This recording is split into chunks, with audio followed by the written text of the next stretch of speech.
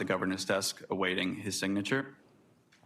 This final version of the bill requires the State Transportation Agency, upon an appropriation from the legislature, to form a working group, including SANDAG and other MPOs across the corridor, to develop long-term recommendations for passenger and freight service in the corridor, and submit these recommendations in a report to the legislature. Following the direction from this committee, staff sent a letter to the governor communicating SANDAG's support for the bill.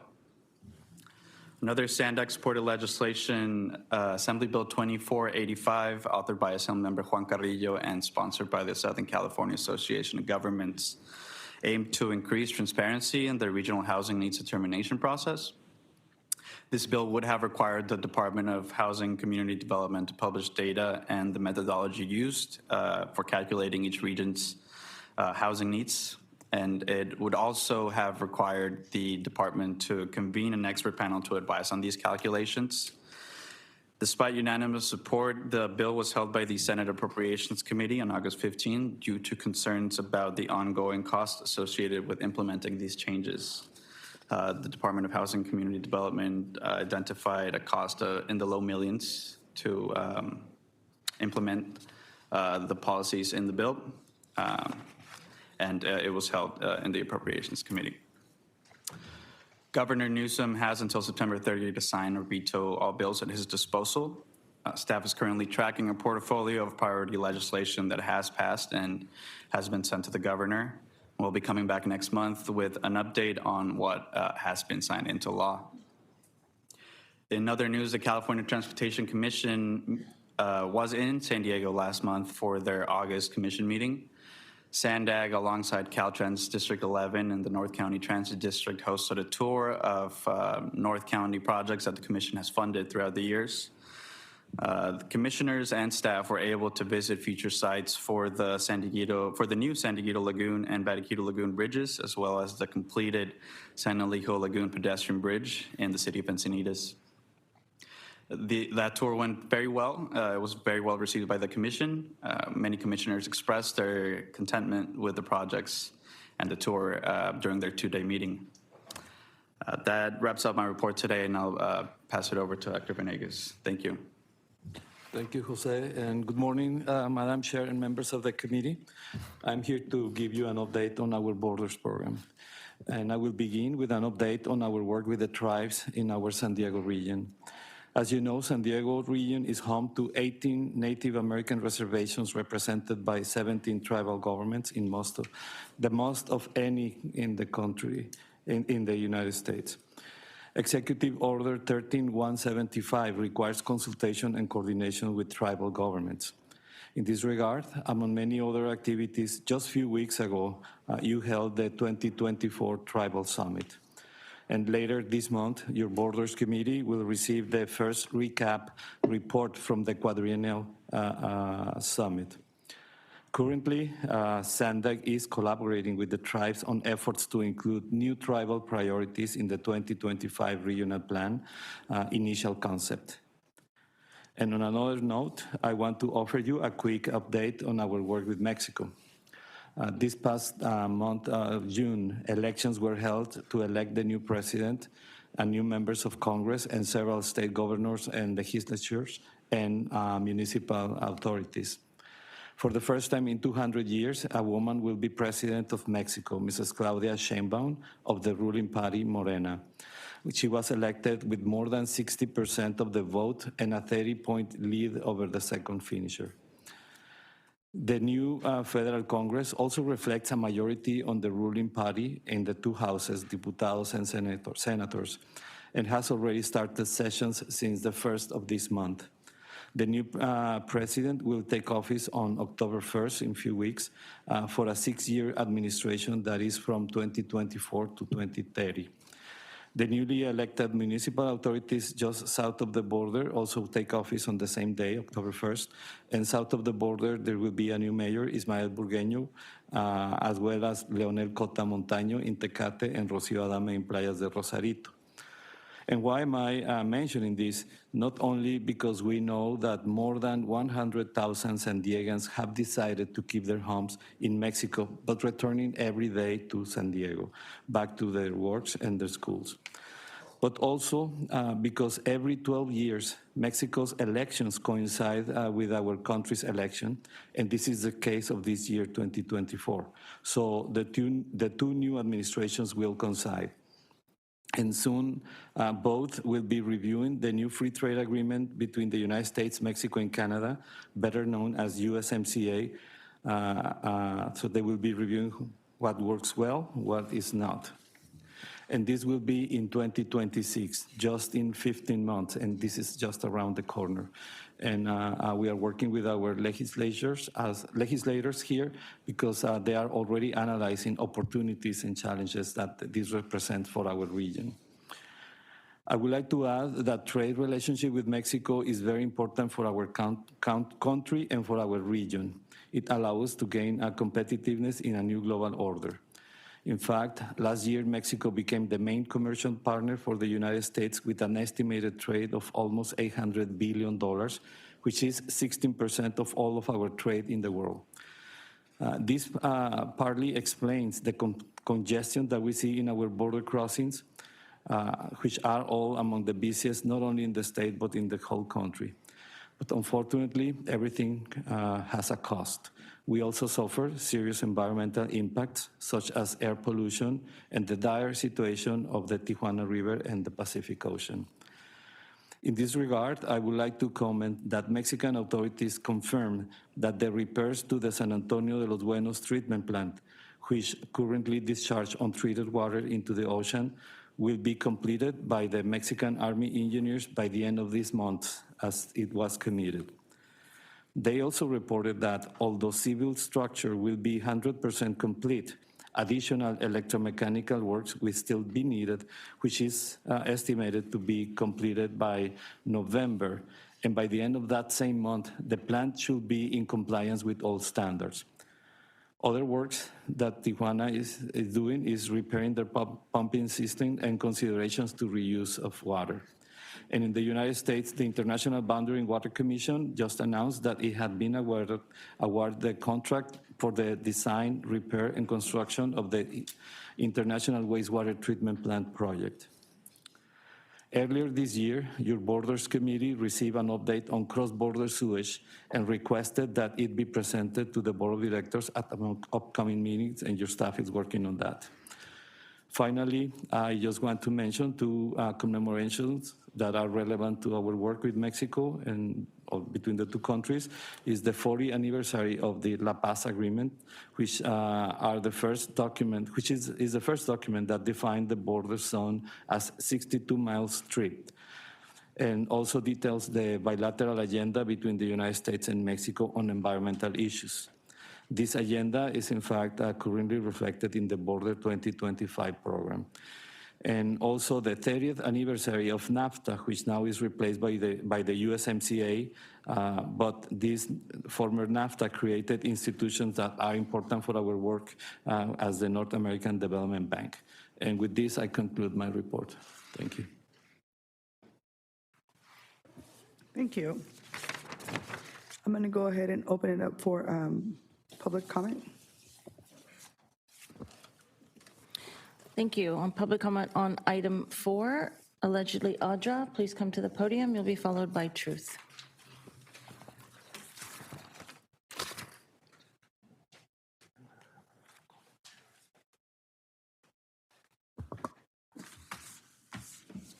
All right, for the port of entry, we got people coming across the border still, and they're being hidden, which is, what people want. But since you guys seem to like to be a sanctuary for these people, you should be directing them to this port of entry so that it's easy for Border Patrol to be able to process these people. Because otherwise they come across with coyotes, they get raped because they're paying the cartel. There's rape trees that are in Jacamba that just got cleaned up, but they'll have their underwear hanging on them as a trophy for having raped women, men, and children. So I don't know why you guys approve of that, why you think that this is something that should be happening, but it's very disturbing.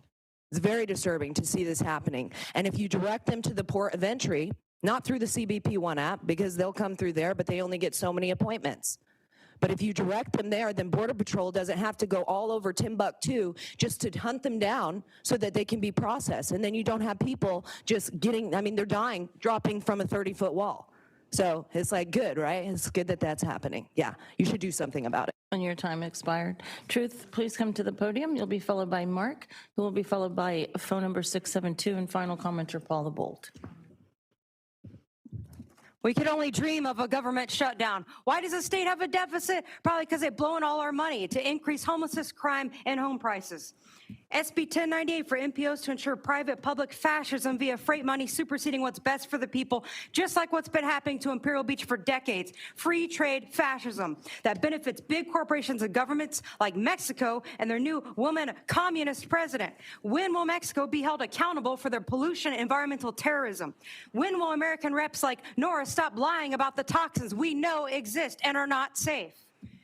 AB 204085 would allegedly force the HCD to justify their housing quota lies that very few cities or counties can meet with some data-driven deception and an advisory panel political theater show. It's like asking the county for their data sources, analysis, and methodology for how they can say sewage is safe. I doubt it helps. SANAG would just waste more tax money and more trips only to keep running into more unrealistic demands from the state crazies. That's why I recommend that you all advocate for a locally based HCD committee to each jurisdiction. And has SANDAG sponsored any bills that would actually improve things or only ask for Time more money? expired. Mark, please come to the podium.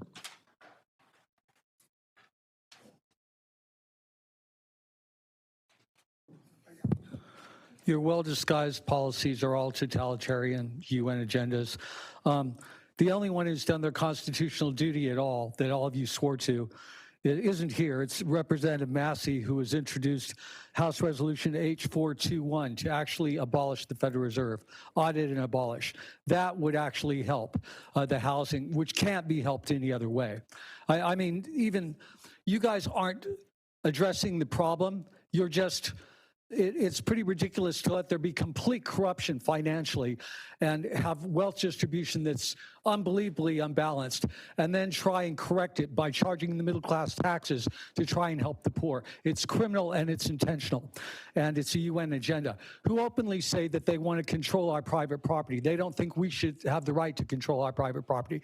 The guy in Del Mar is right to be upset. I feel really bad for you because these people, most of them might like to help. They can't do much to keep their jobs.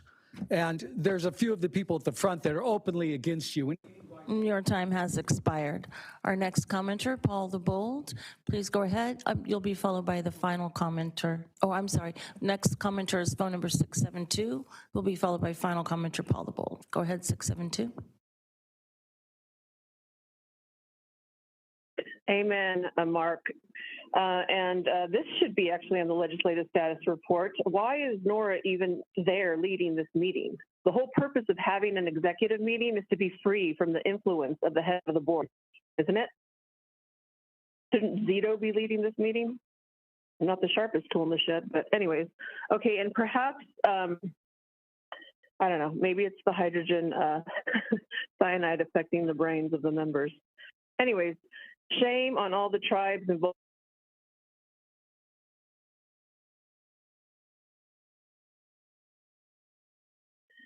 And yeah, who cares the gender of Mexico's president? Is she qualified? Probably a qualified puppet, probably not. And as far as the Tijuana River sewage issue, it's been dire for decades, brother. It's not just been dire, it's been dire for decades. And anyone who has ever had anything to do with this issue years ago should be fired, gone, kaput, Nora. I'm done. Our final commenter, Paul the Bold, please go ahead. All right. You're self-muted. Good on Mexico for fixing the border stuff, their own part of the border stuff. We should be ashamed. It's a conflict of interest to have Nora chair a committee meeting. The committee was established not to have the board chair's influence. And Zito's sitting right there. I don't know why this business about Nora sharing the meeting. Now, I also think that perhaps Nora should go down to Mexico and investigate how they're so progressive down there that they're actually fixing things way before we do. We haven't even begun the Otay Mesa construction for the border crossing. She should go down there, study the issue. Your time expired, and that concludes the public comments on item 4. All right, before I ask for any member comments, I'm just going to ask our Deputy General Counsel to explain to constituents why I chair the Executive Committee. Thank you, Chairwoman. Per Sandag's board policies, the chair of the Sandag Board of Directors is also the chair of the Sandag Executive Committee. Thank you. All right, member comments. Yes, sir. Just a couple of brief comment questions. First, I wanted to welcome Ryan Williams to Sandag. I'm not sure if anyone on Sandag knows, but at his prior role at Senator Butler's office, he was responsible for organizing and managing the Tijuana River Valley Working Group, which was a fairly recent creation a month or two ago. And I found it to be a very useful group in the sense that it included officials from federal, state, county, and city with stakeholder agencies involved. And I felt it was a very good informational and dialogue group, and I hope it continues going forward. I just came back from Washington last night and met with Senator Padilla's office and asked them to please encourage that it continue, depending on what happens in the election. I also met with Congressmember Schiff for quite a long time in case he happens to be the victor, and he was very interested in the issue and in supporting that group going forward. So thank you for your work on that, and welcome to Sandag. My next comment in regard to the federal report, I do believe that there will be potentially numerous things included that will pass before the end of the session. Specifically, additional construction maintenance funding for the IBWC has already passed both the House and Senate with different amounts. And after meeting with the 20 different Congress members, including the Speaker of the House, I believe that that will be reconciled and will be passed before the end of the session. So that is the agency that obviously runs the South Bay International Wastewater Treatment Plant, and it's just essential that they have those funds for construction and maintenance, because not maintaining it is how it broke in the first place. And then just in regard to the Mexican report, sir, I just had a quick question for you. The comment about the Mexico plant coming online by, I believe you said the end of October. I was just curious for the source of that information. It's direct information from the Mexican authorities, and in fact, it's a commitment of the President of Mexico. He announced and he requests to be built by the end of September. So it's going to be concluded, the civil work of the construction by the end of, and they confirmed by the end of this month. But just some electromechanics, which means some boards, electronic boards and this and that, are missing because they ordered and they are just waiting for that. They anticipate they will arrive in October, so the plant will be working in early November and fulfilling all the standards and delivering water with all the standards by the end of November. And that information is from the Mexican government. Okay, and I appreciate that. I guess my point is twofold. One is I somewhat disagree. I'm certainly encouraged that Mexico is working on the plant, but their commitment was not to finish the construction. Their commitment was that they would flip the switch by the end of September and have the plant operational. I was at the plant with Congress members, state, federal officials, as well as all the Mexican officials and their Army Corps of Engineers, and I'm very grateful, and I understand that things happen. My information I'm getting is that it is not going to be operational probably before the end of the year. However, my goal for Coronado and for my colleagues over there from Imperial Beach is to not have the beaches closed during the summer, and that plant at San Antonio de los Buenos, 6 miles south of the border, is the plant, is the area, I should say, of the sewage discharge that's closing our beaches for almost the entire summer. 70% of the days in Coronado, and Imperial Beach just passed over 1,000 straight days closed. So I appreciate the information. I hope it accurately is accurate and that they do start the plan up at some point before the end of the year or in November, as you say. But and I appreciate their commitment to doing it. It is a new day there in regard to this, but I don't think it's accurate to say they lived up to their commitment that they would flip the switch by the end of September, since that's not going to happen. But thank you for the report. Councilmember. Thank you, and I really appreciate so many of us here in San Diego, as well as in Sacramento and Washington, trying to address the border issue. I think it's very critical. Something we learned just yesterday by the researchers that are monitoring the air pollution along the river is that simply by adjusting the flow, whether you turn it on or off, has a direct impact on the hydrogen sulfide and maybe the other toxins that are emitted, and preventing them to get to extremely hazardous levels. So I don't know if sometime in the future we may learn, or may hopefully in the near future, if we just adjust that at certain times of the day, on certain days in which the weather is specifically maybe warm or the air is not moving, that we could potentially affect the critical times, keeping the levels at least below some level that is less hazardous. So I really think we need help from both sides of the border to make this condition less toxic. And I appreciate the rest of the report with regards to the big ticket items, Los Angeles corridor, dealing with housing issues and all that. But for the last few times we've had legislative reports, we've also asked if we can look into how we may be able to affect specialized transportation and the grant funding for those. I know that's a small part of the pie compared to the big transportation projects and other things going on. But I didn't see any anything in the report as to say, how are we doing with that? And I know this year when we asked for that funding, some of the responses I would hear from people is, well, budgets are tight, there's not a lot of money.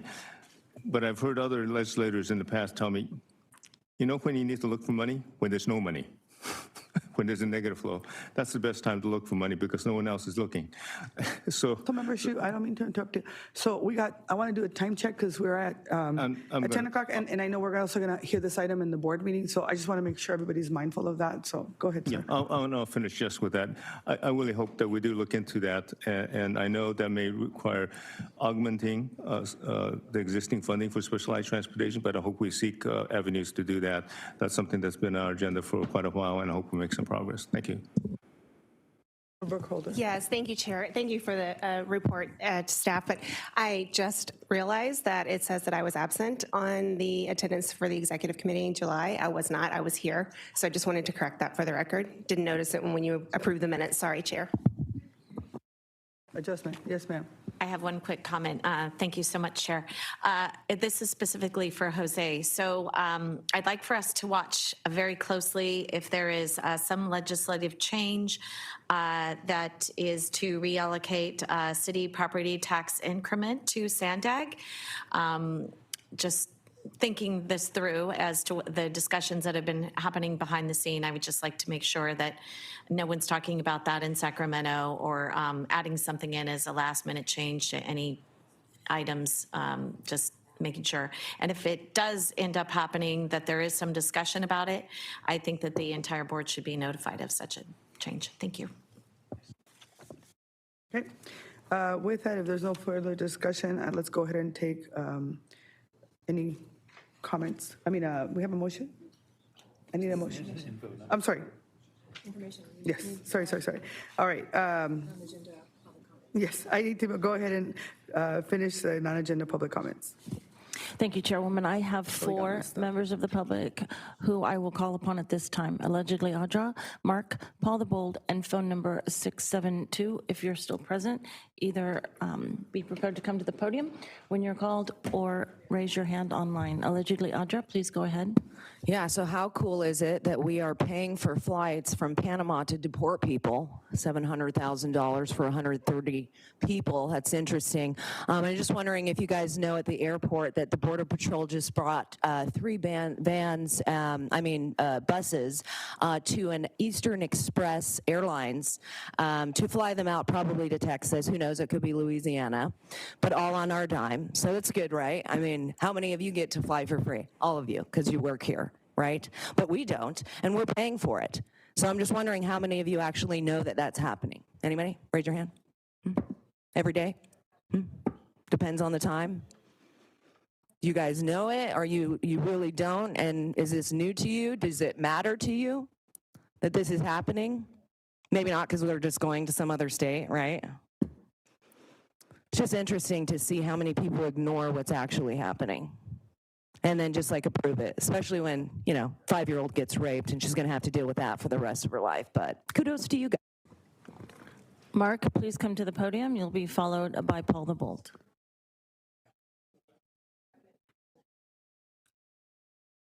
Mark, it's unbelievable how the fires, 660 degrees for wood to combust. People are setting the fires. Who has the motive? The corpusocracy, the global 1% that want global control with the corporations.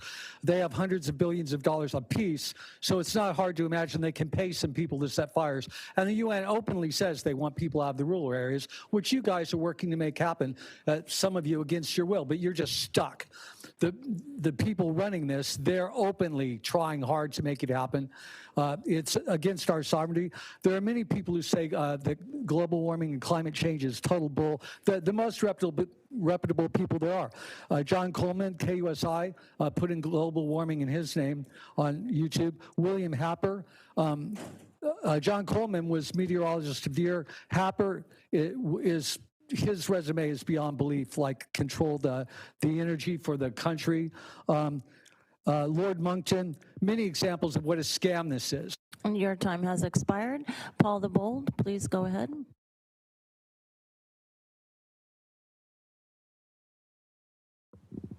You are self-muted. Oh. Let's see. Sorry, on the conflict of interest thing, I was speaking to logic and not the regulations, which Sandag probably screwed up. Jack Shue mentioned adjusting the flow in the Tijuana River, and that is exactly why I suggested I think about a year ago at the board of directors, I suggested concrete lining for the river to increase the flow rate. So this is probably a good idea. Now, does Sandag really represent the whole county? You got Robin Joy Maxon on the board, theoretically representing half the county, yet with no vote. Since Sandag is in the tax business, this is really taxation without a representation. The proposed Transnet tax requires only... Your time expired. That concludes the continued non-agenda public comments. All right, thank you. With that, we adjourn. The next executive committee meeting will be scheduled for Friday, October 11th at 9 a.m. We're going to take a 5-minute break and then start our meeting.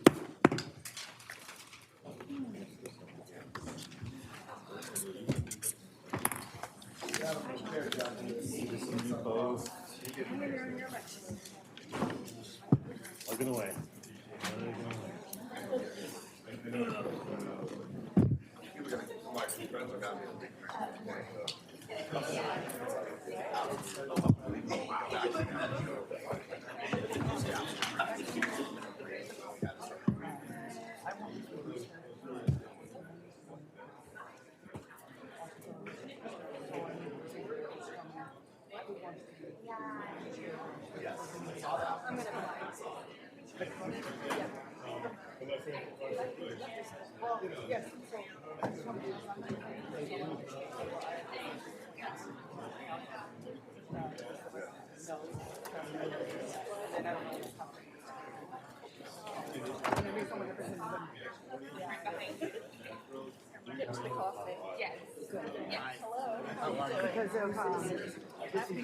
Good to see you.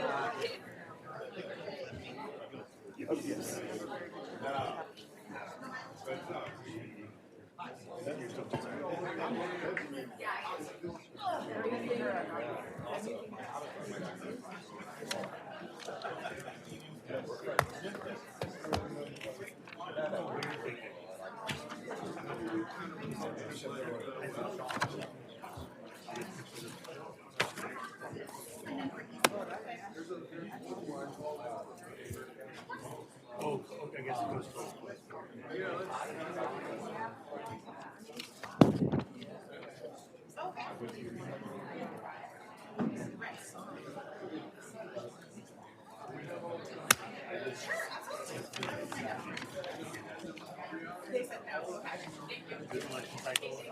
So this is incorrect about these names. For the subcommittee for Mario, I'm so sorry, they sent me the wrong names. This was for the CEO search. If when you give comments, si quieres decir if you want you look forward to the subcommittee coming back, these aren't the correct people that you wanted. Who gave you these numbers? No, this is the committee of the people who were on the who were CEO search. And so I'm so That's why I sorry. told you you couldn't find the folder. I couldn't find it. I looked through all the finders. The Rosa stuff. Through Rosa's stuff, and I couldn't find anything that was like a list of names. And so I don't know if you want to do it on the fly.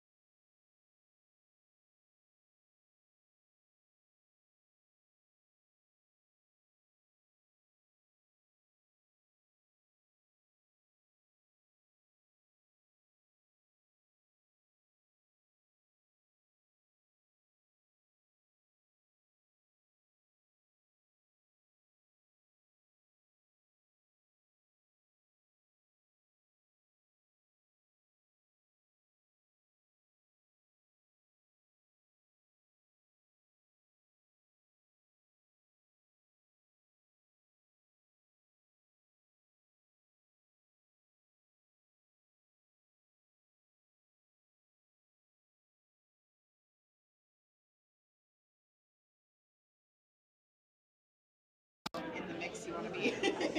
Okay. I won't get it. I won't offer the camera, I swear. Oh, I'm watching it. Okay. So, someone came by and kicked, not here, but they did it once while I was at an event. And I was like this, like, nope, you ain't gonna knock that over.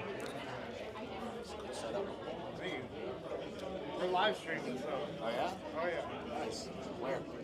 Chula Vista Live Data, San Diego Live Data, Rumble, some YouTube, X, D Live, Odyssey. Like, it's a syndication throughout as many platforms as I can get to. The only one I'm not on is Facebook, Instagram, because they banned me and they don't want me anywhere near talking to people on those platforms. Okay. They're scared of free information there. Excellent. Yeah.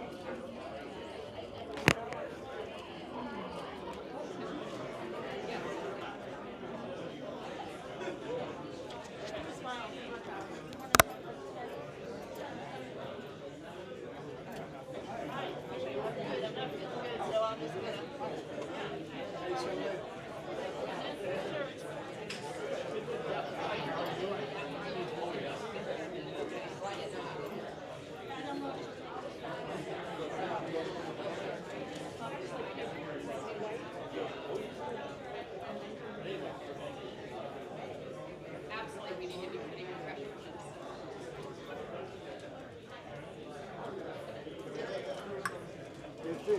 If it does get busy, We're going to start now.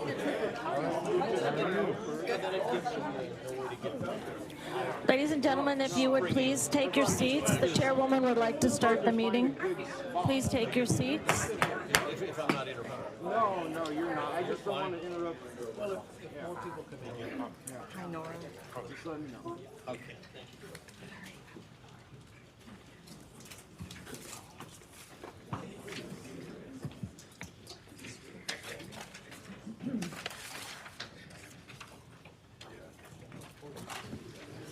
Good morning. The September 13th Board of Directors meeting is called to order.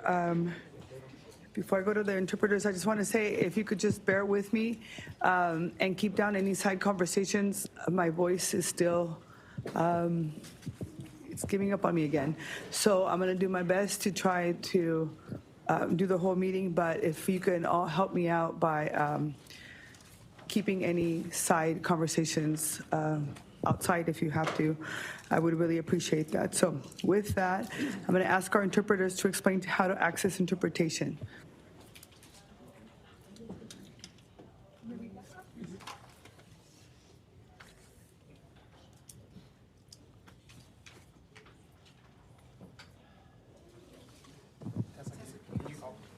Hello, the interpreter, are you on? We would like you to go ahead and start. Good morning. Announcement from interpreter. To use the interpretation feature, please scroll to the bottom of the Zoom screen where the meeting controls are. Click on the interpretation icon, world, and select English as your language. If you are joining through the Zoom mobile app, cell phone, tablet, etc., please press the ellipsis, then the Spanish interpretation, and then choose your language. Finally, click on mute original audio to not hear the original Spanish flow in the background. Headsets are available for interpretation. If you are in the meeting room, please check out a headset from the receptionist in the lobby. Aviso por parte del intérprete.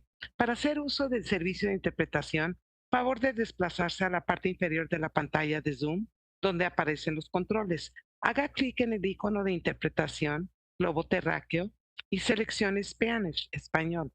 Si está utilizando la aplicación móvil de Zoom, celular, tableta, etc., presione los puntos suspensivos, luego interpretación y luego el idioma.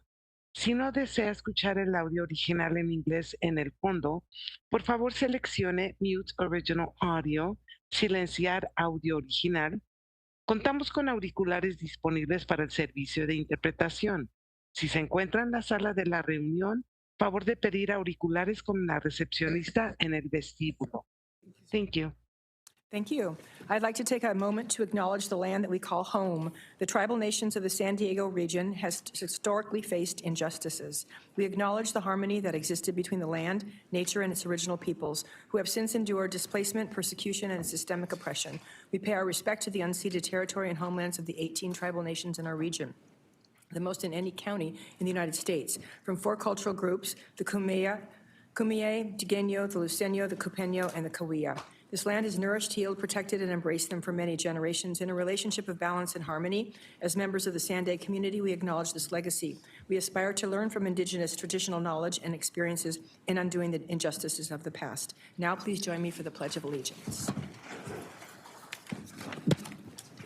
Pledge of allegiance to the flag of the United States of America and to the republic for which it stands, one nation, under God, indivisible, with liberty and justice for all. All right, Madam Clerk, can you please confirm quorum? Good morning. I can confirm a quorum with 17 of 19 voting jurisdictions and 5 of 11 advisory members present.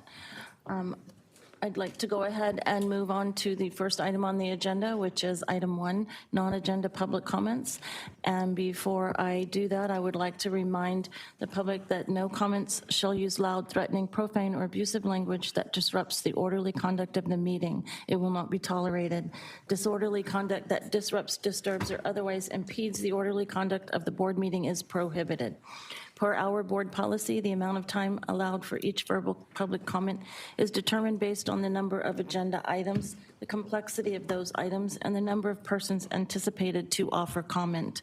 This allows us to hear from as many people as possible and to complete our business while we still have a quorum.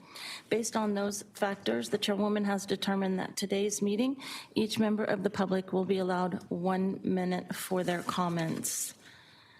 I will go ahead and call the first 5 members of the public per our policy, and that includes Jim Bennett, Cesar Javier, Mary Davis, Truth, and Mark. And the following people will be called at the end of the meeting for continued public comments. That is, excuse me, allegedly Audra, Paul the Bold, B. Mittermiller, and phone number 672. Jim, please come to the podium. You'll be followed by Cesar Javier. Good morning, Jim Benedict, resident of Del Mar. Thank you for letting me speak today. My comments are regarding the 3 tunnel issues that they're attempting to have an option under Del Mar. I want to make you aware that your staff is doing a terrific job of sabotaging one of the options, option A. Mistruths, half-truths, complete fabrications, all emanating out of this board's staff. I believe the Sandag decision makers, you, the board of directors, do not know much about these staff's shenanigans. Therefore, I'm speaking today. I'm limited to time to speak, but I'm happy to meet with anybody that would like to know more about exactly what's going on regarding eminent domain, military use of the trains, etc. Your board's walking a dangerous path, especially regarding eminent domain. And Sandag's refusal to release information that we have requested 3 times, I've run out of time. You are probably not aware that our freedom of information. And your time has expired. Our next commenter, Cesar Javier, please come to the podium. You'll be followed by Mary Davis.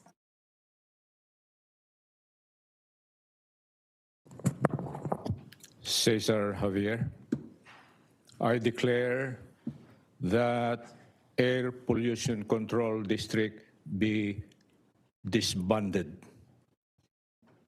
Take it out and have this code enforcement capacity to be held by the county as the commander-in-chief. They have been collecting fees, permits. They have been planning such as cost recovery. They have never mentioned how to help victims of air quality issues, toxicity to be specific. They are sick, they are dying, and that should be the priority goal.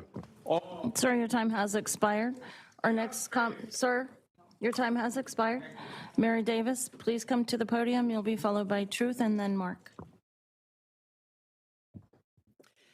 Hi, good morning. Mary Davis here again on the biochemical hazmat toxin weaponry that is being dispelled at our people.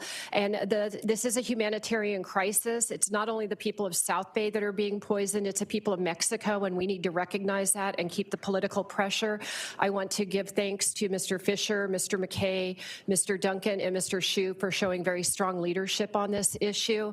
I'm also asking for every one of you to go back to your home chambers and pass the IB resolution or something similar for a mitigation fund to create that where that people will be able to get compensated and that we can be proactive. And then lastly, I'm asking for sanctions. And again, whether that's withholding the toll revenue for future amendments. Also, akin to AB 1877, I am asking for a travel ban to Mexico. If it was good enough for the LGBTQ movement, it's good enough. And we need to be putting political pressure at especially since there is going to be a delay on this. Also, cost recovery for expenses. Thank you so much. Truth, please come to the podium. You'll be followed by Mark. All right, I'm pressed now officially. Mario can't change the world, but he can flatten the organization old guard to hide all the dirty toll fiasco details. The worst lie Sandag ever told was at the Imperial Beach City Council. We are a metropolitan planning organization. We're not trying to get out of our work beyond our lane. That's all you guys do. Sandag hasn't been flat enough. Mario, feel free to bike your way out, too. We need a CEO as much as we need Transnet tax obligations to be broken. And the toll money for Mexico project will disproportionately harm Imperial Beach if there's no permanent mitigation fund. And 6.2% of Transnet goes to Sandag's environmental mitigation program. Why can't some of that money go to wastewater infrastructure and Tijuana River diversion and treatment projects? The excuses for finally addressing this issue and letting Mexico escape accountability are running out. Tick-tock. You can't keep putting your waxy fingers in your ears like Rolo does every single meeting. Disgusting. I also demand a Vision Zero plan for public transit. Why is it okay that people waiting for a trolley could be stabbed or shot, but not okay if they get hurt while riding a bike in traffic? Your time expired. Mark, please come to the podium. You'll be followed by Paul the Bold. California is going bankrupt, and we don't have enough money to spend on climate change bullshit when the people's literally just infrastructure and programs for our people and homeless are not occurring. Also,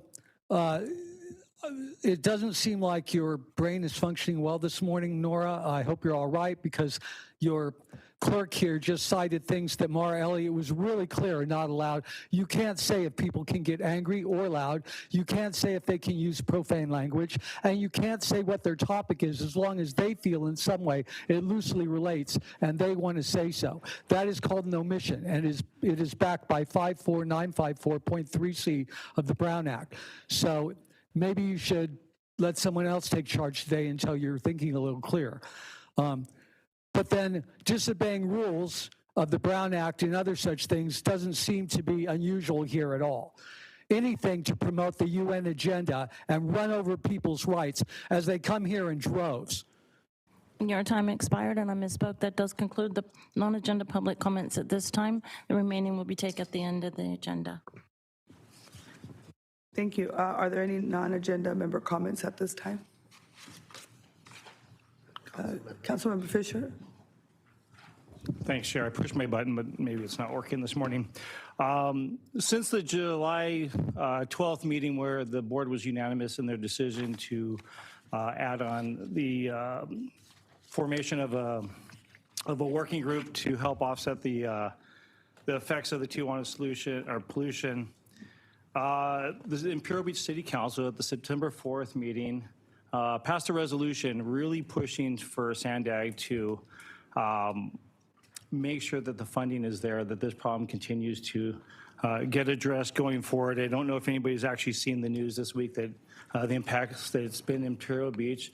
Councilmember Duncan mentioned that, you know, it's hard because some people have said we've recognized 1,000 days of closures for our beaches. We've been closed since December 8th of 2021. If anybody around this room could tell me where they were at, I'd be very surprised. It's so long ago and so unfortunate.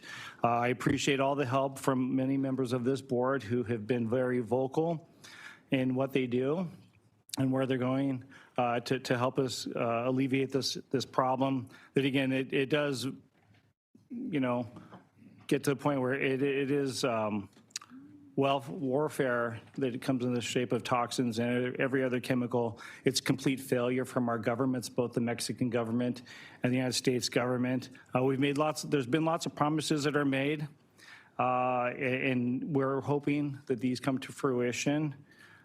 And I hope that, you know, I'd like to ask our CEO as a follow-up to the commitment that was made at the July 12th meeting, that before the end of this year, that staff brings back an actionable item in regards to this. To be honest, we don't need any more excuses. To me, excuses equal a no. The community of Imperial Beach and the surrounding communities who are impacted can't take any more no's. We need the solutions. Again, we've heard lots of promises. The timeframes are just not acceptable to us. And we want to make sure that we move forward swiftly and quickly. Ideally, it would be in the best interest of our communities in this county if our governor would declare a state of emergency, or the Biden administration would create a declaration of emergency, because we need the funding. We need it now. We don't need any more excuses. Thank you. So, council member, I just want to make sure that I understand what is it that you're exactly asking. So are you asking for a report back from the committee? I know that Councilmember Duncan also brought this up during the executive committee, so I just want to double check that we are making the request. So you're asking the actual assessment of what it, like for the board, the team to come back with what it would take to be able to actually implement the resolution and also an action item on it? Or can you be more clear about what you need? Yeah, that's correct, Chair. I want to make sure that before, obviously this is election year. Half of this board, I think, was new in the, after the last election. And so I think it's important that this board approve any action that's taken. I'm not interested in just an update. I want to make sure that we're taking action as a board to further the next steps.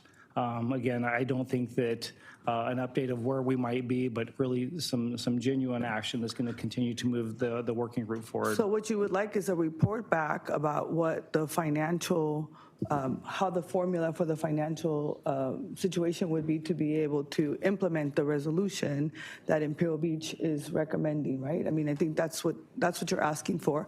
So, because we need to know what the fiscal impact is to the actual Otay Mesa port of entry, right? And what that would look like, what are the elements to be able to achieve it, and what a timeline would look like, and all of that, and then an action from that recommendation to the board, Correct, because I'm very certain it's going to require some funding from the Sandag side, and I want to make sure and also some federal legislation that we might have to adjust laws in order to be able to do that, because the memorandum of understanding is one, right, about how the funding is distributed. So I think there's a little bit more nuance to it. So that's why I'm being very, I actually know the answer, but I'm being very clear about what I'm asking for, because I want to make sure that on the record, we're very clear about what you need and what the city of Imperial Beach is asking for. Yeah, and that's correct, Chair, that we're very aware of what it's going to take to get this done. But again, it's not going to be in the best interest if we just get it in the form of a report. So I want to make sure that this board has the opportunity to continue to take action on this item. So That is correct. All right, is that clear? Yeah. Yeah, and I'll expand more on my report on it. Yeah.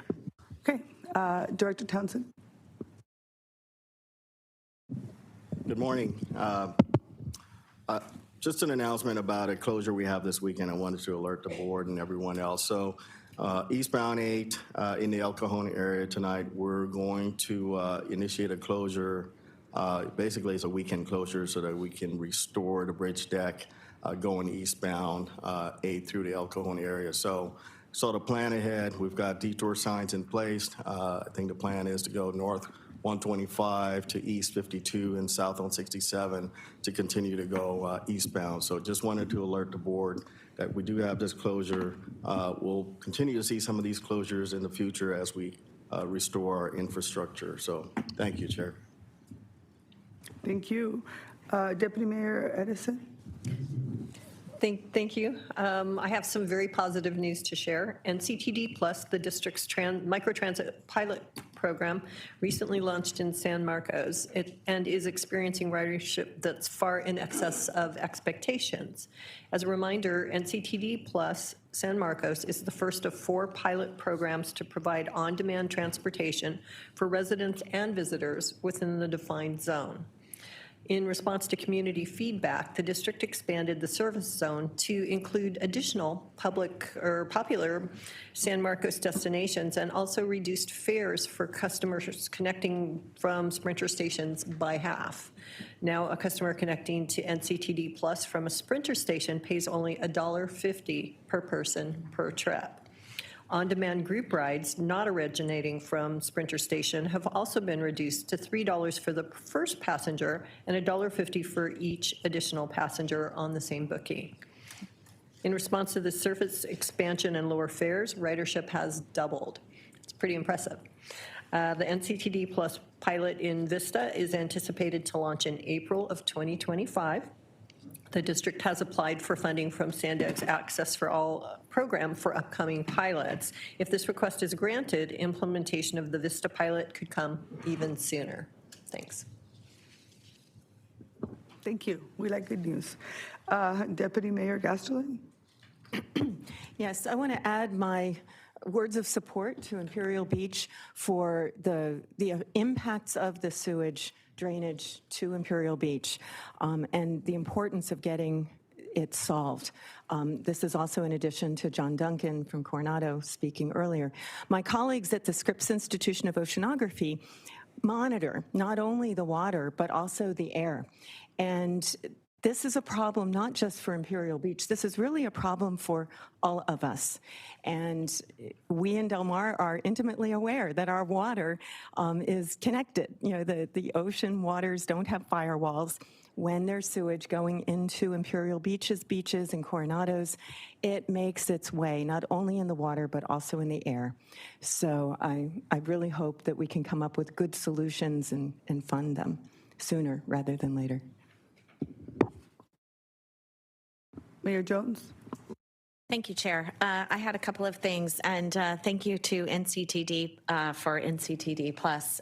One other thing that I would like to note is youth opportunity passes can actually be used now, which originally it wasn't. So I'm glad to see that the ridership has doubled and expanded. I wanted to bring up Sandria, which is a working group with Sandag staff, and my understanding is there's a consultant actually involved in this as well, but it's taking from cities. There is a discussion as one of the funding mechanisms, taking some of the city's tax increment, which would be in San Marcos's case, we only get 6.6% out of every property tax dollar, so that there is a discussion of us willingly giving over 0.5% of that 6.6%, which I'm adamantly opposed to. It is being floated as a concept, but I do know that it is in writing and it hasn't been struck out just straight away. I just wanted to alert the rest of the board. I also brought this up during our legislative report at executive, so that if there is some sort of legislative fix to somehow take money away from the cities, that we would all be notified.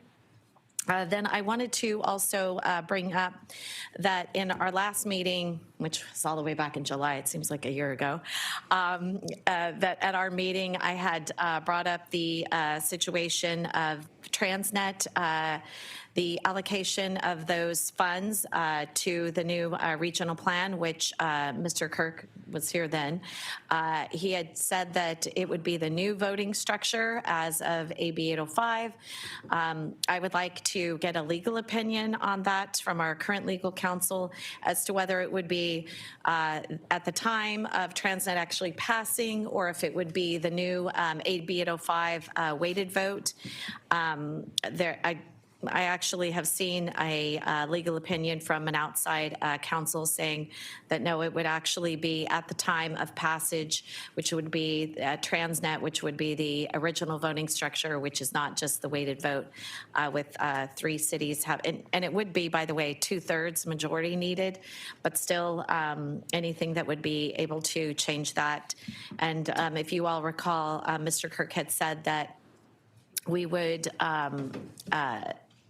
that it would be the new weighting structure, the new weighted structure, and I just have an issue with that, because I think if we are going to change the 1/2-cent sales tax, we need to have that discussion in public. So anyway, I would like a legal opinion on that, if we could, please.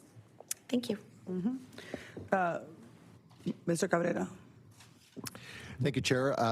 For those of you that missed it, on Labor Day weekend, we opened the first phase of the new Terminal 1 parking structure. So 2,800 new parking spaces now available right in front of Terminal 1. That is a down payment of sorts. The other half is being built, and it'll be a total of over 5,000 parking spaces in front of Terminal 1. And the exciting part is, it's all exciting for us infrastructure nerds, but the exciting part is that in 12 months, September of next year, we will open the first 19 gates of the new T1, and this is the last major milestone before that. So get excited for those of you that have to go through Terminal 1 and the joy that that is. The mosh pit, as the coastal commissioners called it when they gave us our permits, it's 12 months away, so something to look forward to. Thank you. More great news. I'm going to go ahead and turn over to the CEO report. Thank you. Well, welcome back to all of you. It's after the summer now, and but even so, we were dark in August. Team was having working in a lot of meetings, some reports. We traveled to Sacramento. We had some meetings regarding with the housing department, regarding the housing RENA issues that you're bringing up. We also had meetings with Cal EPA and the governor's office to bring up the issues of border environmental issues that have been discussed today. And we also met with other agencies to talk about greenhouse emission targets and seeing where we could land with that. Regarding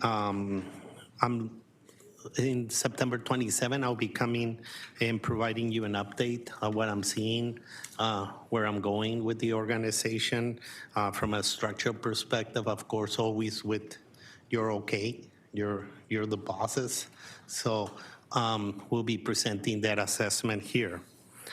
Regarding project updates, on the Pershing Bikeway, since we last met, it was open. The Pershing Bikeway is about 2.2 miles of bike and pedestrian pathways going through Balboa Park. On the Inland Trail project, construction started in June, and we're expecting to complete this section by 2026. Regarding the transit to airport, there's been a lot of media coverage about that. We're not deviating from what the board was presented in February and the directions board gave us.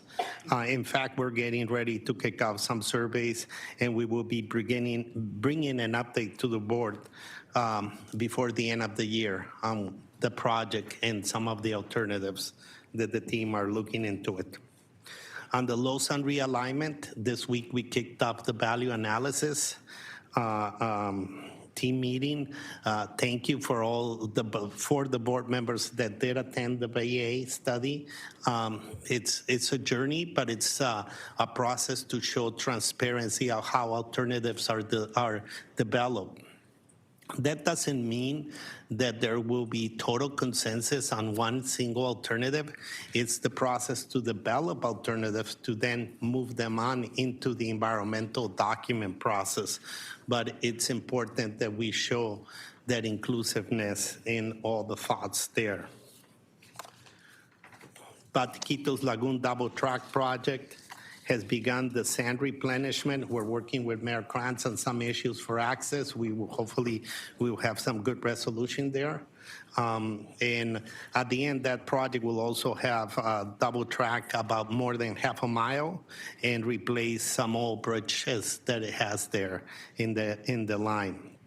Regarding the Purple Line Rapid 688, we had public workshops a few weeks ago on the Purple Line. It's understandable. The Purple Line, it's a long lead project. It's not going to happen overnight. So we are also looking at the transit solutions to go and serve the community in that area. There are some public surveys going on. We really encourage the public to go to our website by October so we can understand what is the usage, the destinations, origins from South Bay to Sorrento, so we can really refine the outcome of that study. Regarding the item that has been discussed about the Tijuana River and the Imperial County resolution, Imperial Beach resolution. I'm still going through my old days. In July, the board directed us to form a working group. We since have been pursuing a grant for that. We think we have secured, we're very close to securing a grant from Caltrans for climate action that's going to allow us to create that working group and bring in an assessment from all what has been done, because as you're all aware, it has mentioned here, there's been a lot of assessments on the environmental impacts of the border. Now we need to bring all that together. There's a lot of discussion on the immediate resolutions, but also what's going to be the sustainability and what are going to be the options. So that's what we're going to be looking into, it, developing kind of a master plan, environmental master plan for the border that will be continuously updated on both sides of the border with our partners and create that slur of alternatives. Cal EPA has already done something like that. EPA with their 2025 plan has also, and also some education institutions. So it's bringing all that together, but also looking into how can that be sustained through the years. It's not just who's going to do a treatment plant, but what's going to happen after that? How is it going to be sustained? What are the next projects that are going to be coming up? This is an ongoing, how are we going to be growing in a responsible way at the border? So we'll be coming in the future meetings for a budget addendum to be able to receive that grant. It's a climate action grant that Caltrans is going to supply us. And that's going to allow us to create the working group, create the structure, and do those assessments. And we'll look into the more detailed items that you brought up, Councilmember Fisher.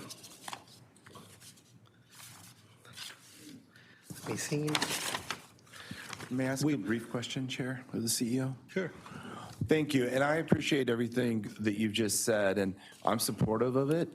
My concern, and I imagine, I'm sure Imperial Beach's concern, is that with that very high level view, and obviously we need to operate with a holistic understanding of what we're doing here at this board, but when the language was added to the motion about this, it was that as well, in my opinion, and maybe we could talk about it when it comes up on the agenda, I believe you said October, that it is that sort of review or understanding on what we're doing in relation to the border is considered now as well, not just in the future, meaning, for instance, if I don't know the time frame on your plan and the grant and everything, but that it also, hand in hand with that at the same time, we are able to review issues such as Imperial Beach's resolution and whether we can do something related to the toll. And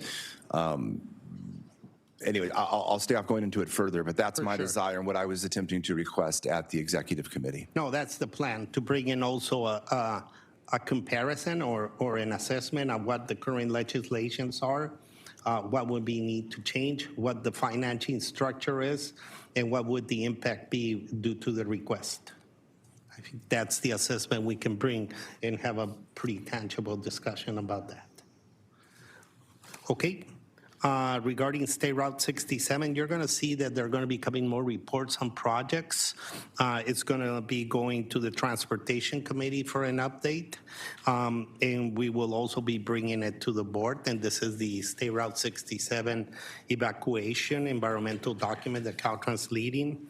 We also, Mayor Jones, you requested an update on 78. We had a virtual update.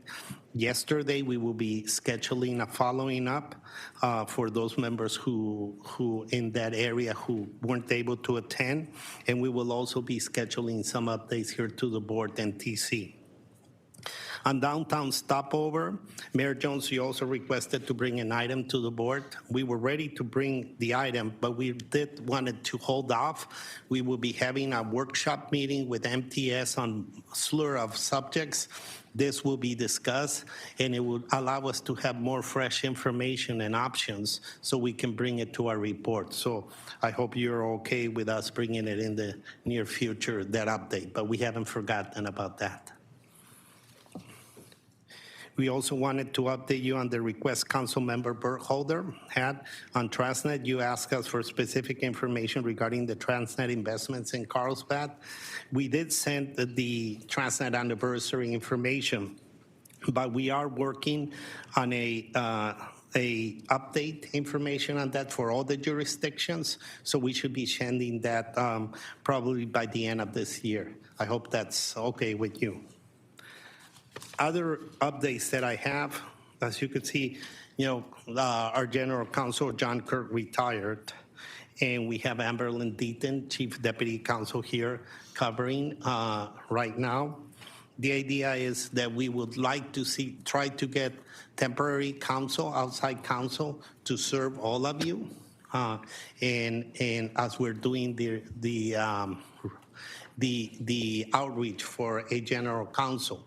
But this would allow you to evaluate if the outside counsel to the board model directly to you, it would be satisfactory, while we would still have a general counsel working on internal matters like HR, right-of-way issues, and all those. So we should be bringing that up. That was one of the reasons I was calling. I called some of you to consult and see how you felt about that idea. So we should be bringing one of those firms up, legal firms that specializes in supporting water districts, city councils, to provide that support while we're doing the outreach, but at the same time, we gauge and hear from you of how you feel with that model. That concludes my report, Chairwoman. Thank you. Councilmember Shu? Thank you, Chair Vargas. Since the issue of the pollution at the river is coming up, I thought I should probably add to that report a bit. And thank you, Chair Vargas, because I want to report on a motion that you made at yesterday's Air Pollution Control District board meeting, which pertains to this topic. And two things to be noted in that. One is that the Air Pollution Control District is working as fast as we can with the county to distribute filtration. The problem is occurring today, occurring yesterday. We need to provide aid to these communities as fast as possible. And right now, air filtration is part of that answer. The other is that, based on our actions yesterday at the Air Pollution Control District Board, we have asked the county to implement our emergency services protocols to have an incident commander and develop and go ahead and use that whole system to act accordingly, since this is an emergency and should be treating it just like any other major incident, like a fire or earthquake, that employs a whole system of communications and immediate action, and I think this is what we need. We can make adjustments to that, accommodate that, since this is a long-going emergency, maybe going on for many more months, and make some other adjustments. So I just want to let you know the Air Pollution Control District did act in that accordingly just yesterday afternoon. And last kind of a comment as part of Mr. Orso's report. I hope in the future when we talk about the Purple Line, we don't stop at Otay Mesa. Let's say from Sorrento Valley across the border to Tijuana, because that's the way we need to look at it. And I think and it's related to the other part of your report about pollution and how we're dealing with the border. We have to see the other ways to cross the border that we currently have has to be put into the options. We already have a pilot program along those lines. So let's just call it a Purple Line from Tijuana to Sorrento Valley. That's what we should be studying, not Otay Mesa. Once we do that, I think we're going to solve some bigger problems. Anyway, thank you very much, Chair. Thank you. So a couple of things. First and foremost, I want to say thank you to Mario and the team for hitting the ground running. We were dark in terms of the meeting, but we still continue to have a lot of meetings about some of the next steps and what we needed to do to ensure that Sandag was moving in the right direction. So appreciate all the work that everyone has done. I wanted to just kind of make sure that we level set on a couple of things as related to some of the issues that have been raised around the Tijuana River Valley. Just a reminder from the county's perspective, 2 weeks after becoming a supervisor, one of the things that we did is declare it a public health care crisis. And we did that because it had never been seen as a public health care crisis in the past or declared by the county of San Diego. And so that happened in 2021. And then last year, we declared it an emergency. And so is it working fast enough in terms of the pace of government and how quickly we work? No. But if it wasn't for those emergencies, the recommendation that I brought forward to our county to be able to, for instance, get $100,000 of our money to be able to implement the air filter program, which really was a pilot program that I created because I wanted to have a short-term solution. It's really actually embarrassing to have to tell the community that this is all we have right now. So I'm going to ask that as we're looking for the funding from the toll road, I'm going to ask the cities to also look at their funding process to see how they can allocate some funding for the air filters. The County of San Diego put some money forward. This was not in our budget, so I had to do, I'm grateful for my colleagues like Supervisor Anderson that were able to allocate some of these dollars. I'm looking at additional emergency funding, but out of the 18 cities that are out there, the cities that represent the South Bay, if each one of you can look at your budgets and see if you are able to also allocate funding, that would be fantastic, because right now the funding is really me begging the EPA for funding and some other entities. And so as a result of that, we're getting another $100,000, which is the money that got brought into APCD. Still not enough. You need to know that we need 10,000 filters for the community that has been impacted for over 3 decades, right? And out of that 10,000 filters that we need, it's approximately $2.2 million, and that's just one filter per household. That is not one for each room or anything like that. So I want to make sure that we don't get caught up in this idea that the filters is a solution. The reality is that the problem is the actual infrastructure issue at the Tijuana River Valley, which is really the work that Mexico has to do on their side. And we forget to make sure that we have to continue to put the pressure at that level with the new president and make sure that, everything was degutted 4 years in the previous administration. This is why IBWC has had to rebuild. And so I think it's extremely important that we don't forget that. And in the last 4 years, they've been trying to get back. COVID put us back with the pipeline, and now we were able to get a RFP, and this process is happening, but it's not happening soon enough. There was a lot of concern when we decided to do the water treatment, and because of it, our beaches in Imperial Beach have been closed 1,000 days, and it's unfortunate, but we were trying to do that piece. Just last Friday, Senator Padilla was here, Councilmember Duncan, myself, the Mayor of Coronado were all there. I think there is a bright light in terms of long-term work that's going to be done, with the EPA being the one in charge of actual border quality restoration, which in the end, that is the piece that we really need to address in order to be able to address the air quality issues that our communities are facing. And so I want to make sure that as we're looking at this committee, because look, I have a committee. Another committee was created by the senators. There's another committee at the local city council. In the end, it has to be the federal government that takes the lead and actually continues to push to get the money, because all of us local entities can continue to fight and ask for a state of emergency and an emergency, but unless we get the federal government to get us the additional dollars that we need, we're not going to be able to move forward fast enough. We're looking at 5 years for this project to be done, and we can't keep just saying, 5 years, 10 years. And not only that, but let's be realistic about the fact that the money from OTAI, we don't even have it on the American side yet. And so I want to make sure that we're very clear about what we're putting forth in these items, and we're not trying to, give the public, an idea that this is going to be the end all of how we're going to be able to fix this, because it's going to take a little bit more than that. And so I am hopeful with the EPA legislation that Senator Padilla is pushing and Senator Butler. It still needs to get passed in order for that to be able to happen. But if I implore you, as the chair of this board, as someone who is a board member of APCD and at CARB and trying to get all those pockets of funding to be able to come into our communities, that if you have additional dollars or in your reserves, if you are the city of Imperial Beach, the city of San Diego, or any of our neighboring cities, this is a crisis. And if you believe this is a crisis, you can also fund some of these programs through your councils. And so I ask you to really consider that, City of Coronado as well. And that would help us at least alleviate. Right now, we've only been able to distribute 400 filters. We're going to distribute another 400 filters that got approved yesterday. There are still 3,200 people in this list pilot program that I created, but it's not fast enough. And so if any one of you have an opportunity to do that, I would really appreciate it. And with that, looking forward to the work that we're going to be doing together on this issue. And I'm glad that everybody, it's going to be all hands on deck to be able to move this forward.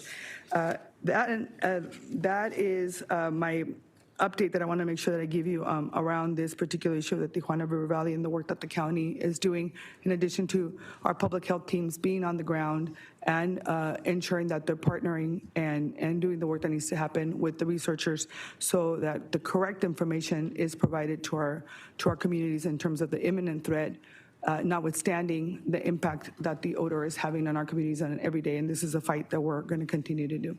All right, with that, Mayor Jones. Yes, thank you, Chair.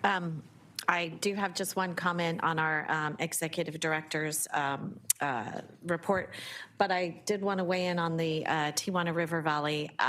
I think it's important that we also continue to push our state and federal partners to declare a state of an emergency. You know, I had gone down there with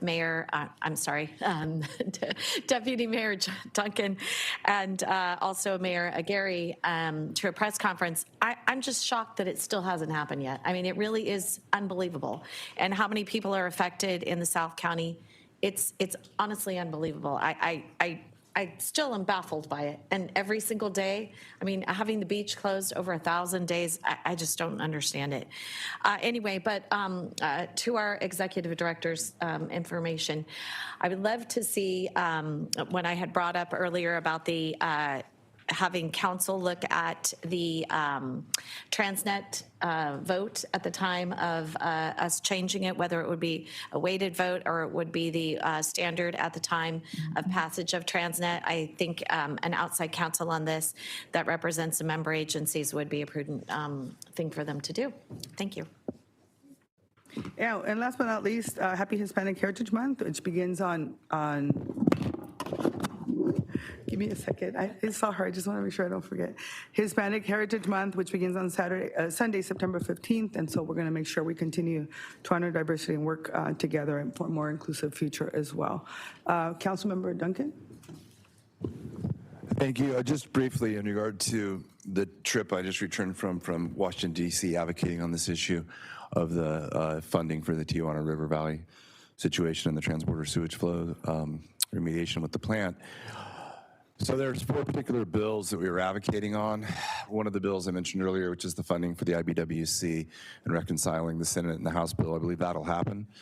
There are 2 other bills that I think may be of interest to you based off the comments you just made. One is there is a replenishment bill of FEMA that, because our FEMA funds for the country are almost completely wiped out. If we have a disaster now, we're not going to be able to fund the help for that. But in that bill, there's a request for a particular carve out of funds for the Tijuana River Valley, which may include some funds potentially for the community in regard to things that you're speaking about air filters and other remediation items. There's also a WRDA bill that's going through. I think it has a good chance of passing that also has a carve out of funds specifically for the Tijuana River Valley. I will just finally say in regard to the Senator Padilla bill, which is co-sponsored by Congressmember Juan Vargas and Scott Peters in the House and others, that it looks like it will not be passed this session and will likely be moved into the new Congress once it's sworn in. But I agree with you, that could be an amazing bill with the EPA acting as the full oversight. And I'm not sure if what you were referring to earlier about the funds is the ability for funds to be moved back and forth potentially between federal, state, and county agencies. But I just wanted to mention that. And then I'll just say 2 other comments that I do think are important to remember, because when we're in DC, it's interesting, I have people that are conservative who are really mad at me for meeting with Adam Schiff for a long period of time, and I have people that are liberal that are really mad at me for meeting with the Navy SEAL Congress members who are very conservative.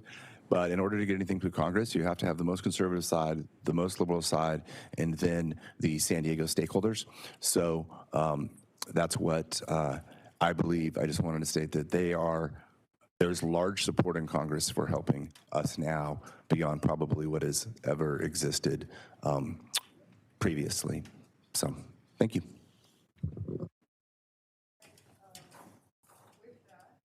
We're going to go ahead and move on to our consent agenda. Excuse gonna me, go Chair. ahead. I'm sorry.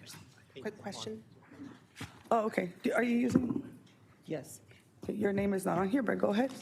I mean, your name is not popping up on the thing. It didn't work. So can somebody check? Go ahead. Sorry about that.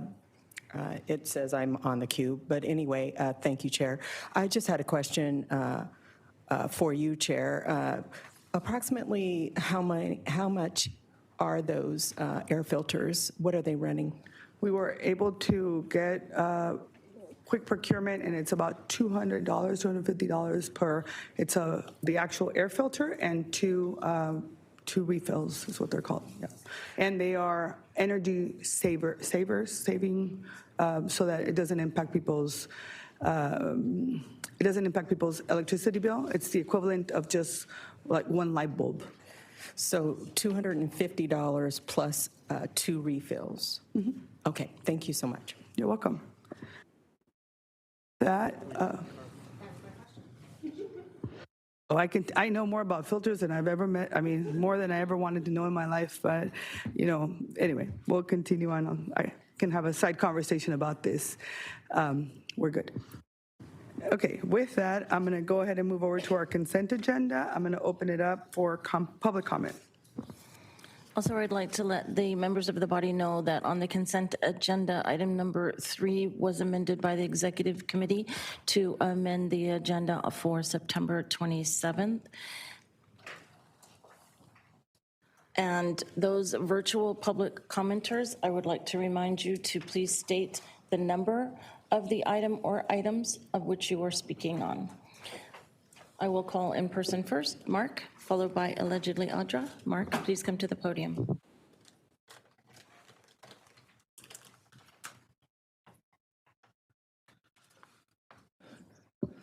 I've never heard so many deceptive lies as Mario Orso was speaking a while ago about his climate action plan. First of all, as I was stating before in the former meeting, fires only start at 660 degrees. They're being set. An article by Smithsonian literally says that 85% of the fires are being set. That's pretty much the entire increase in the last 5 or 10 years. Water temperatures were extremely low in the ocean this summer. I was really disappointed. I hardly went out and boogie boarded or snorkeled or anything. But they're supposed to be way up, right? No. The hottest day on record is 1913. We haven't had a day that hot since, even though carbon emissions have been immense since then. And Mission Beach, they built the wall in 1925, and Mission Valley used to be a river. So the idea that flooding is something new to this area is just not true. Now, there is climate change. It's not caused so much by people, and this whole... And your time expired. Allegedly Audra, please come to the podium. You'll be followed by Truth, who will be followed by Gambler. I'm wondering how the illegal immigrants fit into our climate action plan, because they are really creating a lot of GHGs with the flights that they're taking today and every day, and the buses that they ride from either Border Patrol, or Damaris Express. And then, are we going to charge them a fee? Perhaps we should do that when they cross the border, because if we really want to save the planet, we're really going to need to crack down on these individuals. They're getting flights for free, so we should charge them for that as well. And also, what's the item that you're talking about in the consent agenda? I am, yes, number 1. Thank you, Nora. I'm just wondering if you could put that on the agenda or make a policy so that as soon as they come across, they can, make up for their carbon footprint. So I don't know what. I'm sorry, what? What, Go Nora? ahead. I can't hear you. What? What'd you say? That's what I thought. Thanks. Truth, please come to the podium. You'll be followed by Gambler, and the final 2 commenters, phone number 672 and Paul the Bold. And these are agenda items number 2 through 8. Item 2, the minutes say Nora missed another meeting on July 26. On page 8, Rita's last name is misspelled. Item 4, why do Losan ghost trains require PR services? Item 5, why has Sandak failed board policy number 18 by allowing MTS to make a major transit service disruption with the copper line? It violates Sandag's regional plan goal, better serving East County residents by significantly affecting passenger trip making with a detrimental impact on geographic connections and time transfers. A Title VI complaint was filed, and you all actually believe that people are going to use the public transit when a 15-year-old was killed by gunfire while waiting for a trolley. Wake up. Item 7, $850,000 from the Families and Workers Fund is basically a PLA from a socialist organization whose featured grantee is called New America. Their executive committee includes the Ford, the Rockefeller, Open Society, and the Gates Foundation. No to racist DEI quotas, they can keep their dirty money. Item 8, $2.8 million on meetings and propaganda to the tribes. Is that to get Indians to buy into the expensive stack and pack scam? I think they should choose sovereignty. If government would get out of the way of the real estate market, prices could actually come down, instead of getting out of your lane, Mario.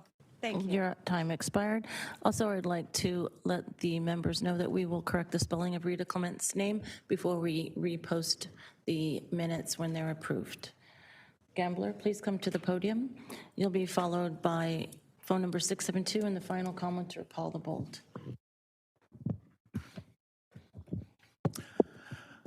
Welcome one, welcome all. This is Gambler here. San Diego County did a wonderful hit piece on me. Gotta love it.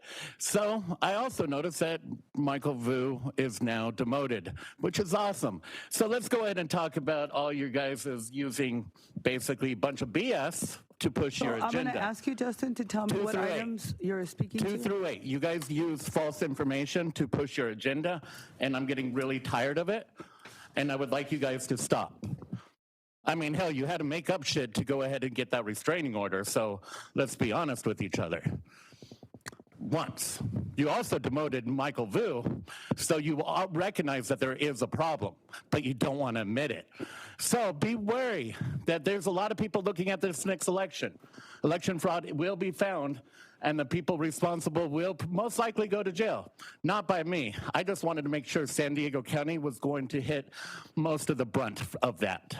So all of you staying quiet regarding this issue? And your time expired. Our next commenter, phone number 672, please go ahead.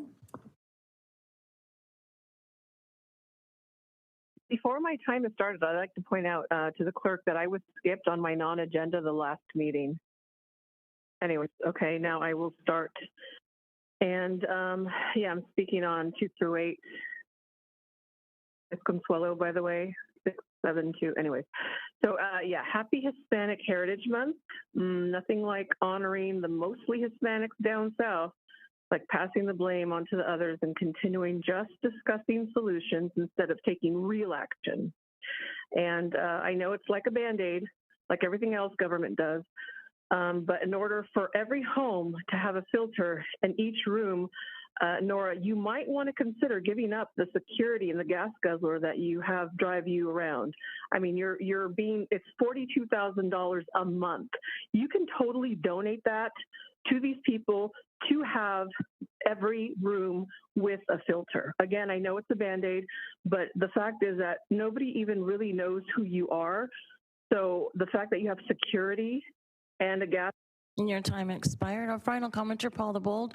Please keep your comments to agenda consent items 2 through 8. Please go ahead. Hi, Paul Bold. 5. It is disgusting that Sandag made the arrogant statement, quote, Sandag recognizes the value of working collaboratively with tribal governments and local, state, and federal agency staff to achieve regional goals, which leaves out the residents of the region. This tokenism type stuff in a civil rights document implies non-collaboration. Then it has nerve to add Sandag has the responsibility to look into the future and propose plans that best satisfy the diverse transportation needs and concerns of the San Diego region, when it does not allow voting participation from East County or even show it on many maps, not at planning sessions I went to. And I do not know how Sandag can, quote, certify the fair and equitable distribution of funds, since its whole VMT agenda will make driving harder for the rural or less privileged Your time expired, and that concludes the comments on the consent agenda. Are there any member comments? Yes, Chair. Okay, Councilmember Shu first, and then Councilmember Calder. I don't know why, so her thing is not working. That's why I asked, just so you know, because nothing was showing up. So Councilmember Shu. Thank you, Chair. I'd like to move approval of the consent calendar, but prior to me making that move, I want to see if staff can put up a particular page from item number 5 of the draft plan, program update rather, page 16 of that PDF. So that's the 2024 Title VI program update, page 16. And hopefully we can all see that. I really want to say, this is something that's great that Sandag is monitoring how we're doing with regards to diversity issues and being inclusive. And if there's a chart on page 16, is that the same chart? It's a page I'm looking for in which it shows the participants of the various committees at Sandag and their ethnicity, and I thought it was page 16. If you scroll down, maybe you could get to, keep on going down. It's a chart. And I don't want to take much more time, so if we can't find that chart, that's fine. I just want to note that on that chart, it shows that the participation of various committees, subcommittees here at Sandag is diverse in some areas, in other areas it's not. So, and then if you look at the bottom of that chart, thank you very much for pulling it up, it shows that in certain categories, particularly for Hispanic populations, where the Hispanic population is a very large percentage of our population in our region, we don't have the kind of participation. In some committees, they don't even, they're not even there. So I just hope, I just want to make a note that I'm glad we're tracking, but we have ways to go to have participation for all elements of our community. That's my just comment, and I think this chart is very helpful in letting us know how we're doing. With that, I move the approval of the consent calendar. I really appreciate that comment. I really do believe we need more of us elected because I can't chair everything. Second, and with one revision and Yes, one ma'am. question. Under the attendance for the meeting, it says that I was not here, first of all. I was here. This is the second set of minutes that I'm not showing up at meetings, but I was here, July 26th, promise. And then it says right by there, 9:40 to 12:56. There's some other people with times by their names. I don't know. What are we doing? Tracking when people arrive and leave now? Which number is it? Oh. Which calendar? I mean, which? Certainly, the clerks do track the presence of the members simply because your bylaws require that board members be present for half of the meeting in order to receive their stipend. Okay, that's great, but I was here the entire time, 9 o'clock until whenever we got to leave that day. So let's just make sure that we reflect that accurately. Thank you. All right, with that, we have a motion and a second. Seeing no other comments, please vote. And you can use the little apparatus. What is this called? Voting. Please.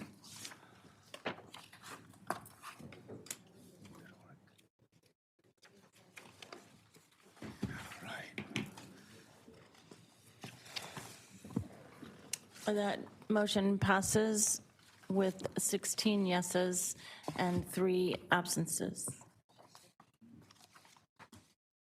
Okay.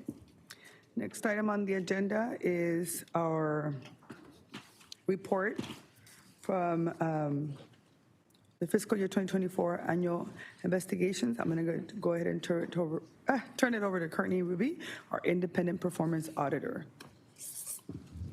Good morning. It's wonderful to be back with all of you today. The first report we have is the annual investigation report. So the presentation is of our fiscal 2024 annual investigation report. The report is a summary of all activity received during fiscal year 2024 by OIPA related to fraud, waste, abuse, and gross mismanagement. The report provides a summary of OIPA's SR 125 investigation, an overview of the whistleblower hotline investigation process, the types of allegations submitted in fiscal year 24, allegations that warranted an investigation, and then it concludes with a summary of our investigation outcomes and actions taken.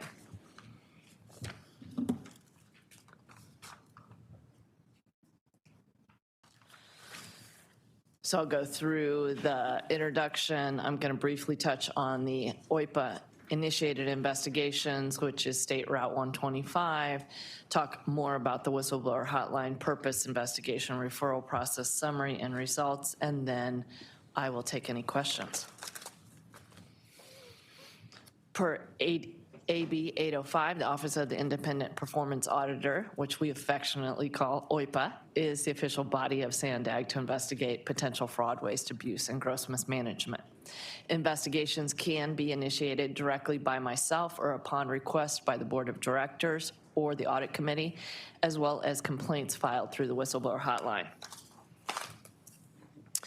In December 2023, myself, the Audit Committee, the Board Chair, and several board members determined that due to publicly disclosed allegations related to SR 125, that an investigation needed to be initiated. The purpose was to determine if SR 125 finances could be relied upon and determine the steps SANDAG took to rectify known errors with the customer accounts. We found that ETAN's fast lane financial reporting could not be relied upon and that the finance department lacked adequate internal controls to ensure SR 125 financial information is accurately recorded and reported. And we recommended an independent assessment of the finance department, which the board approved that recommendation, and that I will oversee that assessment. The outcome also included ETAN's BOS implementation. The finding was that ETAN's BOS implementation was headed for trouble from the beginning and that SANDAG executives management failed to address the situation in a timely manner, including informing all of you, the Board of Directors. 10 recommendations were provided to the Board of Directors and to executive management.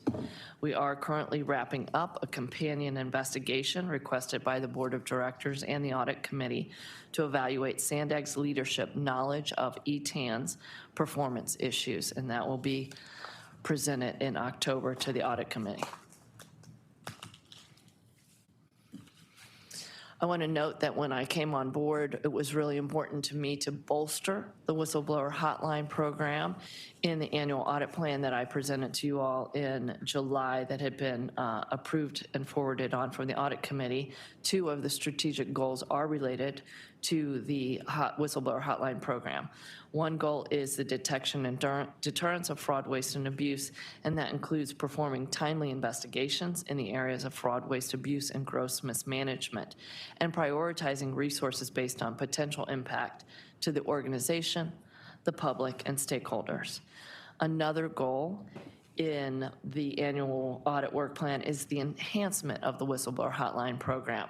So in order to enhance it, we have to make sure that we're educating. So that's going out, making sure that the employees as well as the governance board is aware of the hotline and what we do, and then our results, which we're going over today. And we agreed to 3 outreach events, outreach activities for the employees, as well as working on an campaign for contractor outreach this year. Whoops. So the purpose of a whistleblower hotline is a safe and reliable way for SANDAG employees, contracted parties, members of the public, and other stakeholders to report allegations of fraud, waste, abuse, and gross mismanagement. So when we talk about those terms, it means any activity by a local agency or employee that is undertaken in the performance of the employee's official duties, including activities deemed outside of the scope of their employment, that is in violation of any local, state, or federal law or regulation relating to corruption, malfeasance, bribery, theft of government property, fraudulent claims, fraud, coercion, conversion, malicious prosecution, misuse of government property, or willful omission to perform duties is economically wasteful or involves gross misconduct. So as you can see, it includes a large range of activities. In relation to investigation process referrals, that can come, as I stated before, it can be submitted by myself, the board, the audit committee, or individuals, employees, and they can be submitted via email, the phone, or mailed complaint form. And we're working on right now of easing that process as well to make it easier to even have a mobile app where people can just go ahead and submit a complaint. And as we get out into the contractor world, that will be more important as well, to have a mobile way to submit complaints. Complaints can be anonymous, and the information is kept confidential unless we need to inform law enforcement. We do a preliminary analysis through 5 criteria, and the 5 criteria we look at is, first, did it involve Sandag's property, infrastructure, employees, officials, contractors, or does it otherwise fall into OIPA's jurisdiction? Does it meet the criteria of fraud, waste, abuse, or gross management? Did it occur within the last year? Was sufficient information provided to initiate an investigation? And lastly, is the matter currently being litigated? Because we will not involve ourselves in litigation. In the fiscal year, we had 6 cases come in. We had 2 that were in the other category, which means it could be criminal activity, public nuisance, irresponsive, poor or unfair customer service. We had 2 come in relation to misconduct or inappropriate behavior, 1 for hiring irregularities, and 1 for the misuse of assets. This gives you a feeling over time what the hotline program, the reporting that we've received as far as complaints. So when it was first initiated in 2022, there was upwards of 18 complaints. We had 6 complaints this year. One of the goals that I will be evaluated on is we want to increase double the number of reports up to at least 12 for this fiscal year. This gives you a summary. So we started the year with 8 cases in the queue.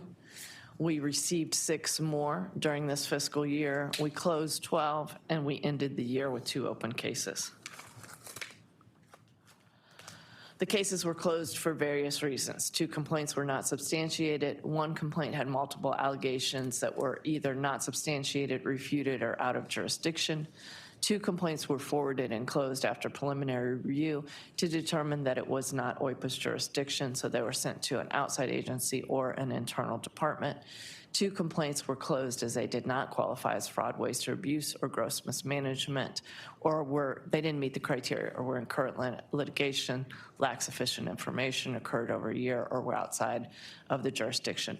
And then 1 complaint was closed after preliminary review determined it was not a fraud, waste, and abuse, or gross mismanagement. However, OIPA will monitor the Sandag work environment for similar complaints going forward.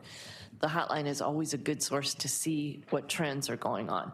Because you can report anonymously, sometimes employees feel very safe reporting things that are going on. They don't want to come in my office. They don't want to make a formal complaint, but they will go report anonymously. So if there's something bubbling over in the agency, it's a good way for us to immediately be informed of that.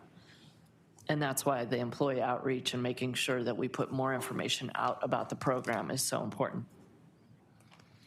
So as we look ahead, I already spoke to this, that it is my desire to enhance the program to make sure that we are performing timely investigations. In order to curb bad actors, we need to be on top of it. What we know is that when we have a hotline, that those tips decrease the time that we catch fraudsters or we catch bad actors or we just correct things internally that need to be corrected. We will initiate a standalone audit, investigation if it is of a significant issue, and that's what you saw in SR 125. If it is an item that is of less significance, we have the annual report, which you're looking at today, and in the back of the report, you'll see that there's a synopsis for every case.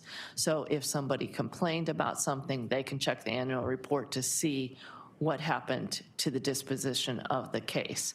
So that's how we keep people informed. And with that, I'm happy to take any questions in relation to the report or today's presentation.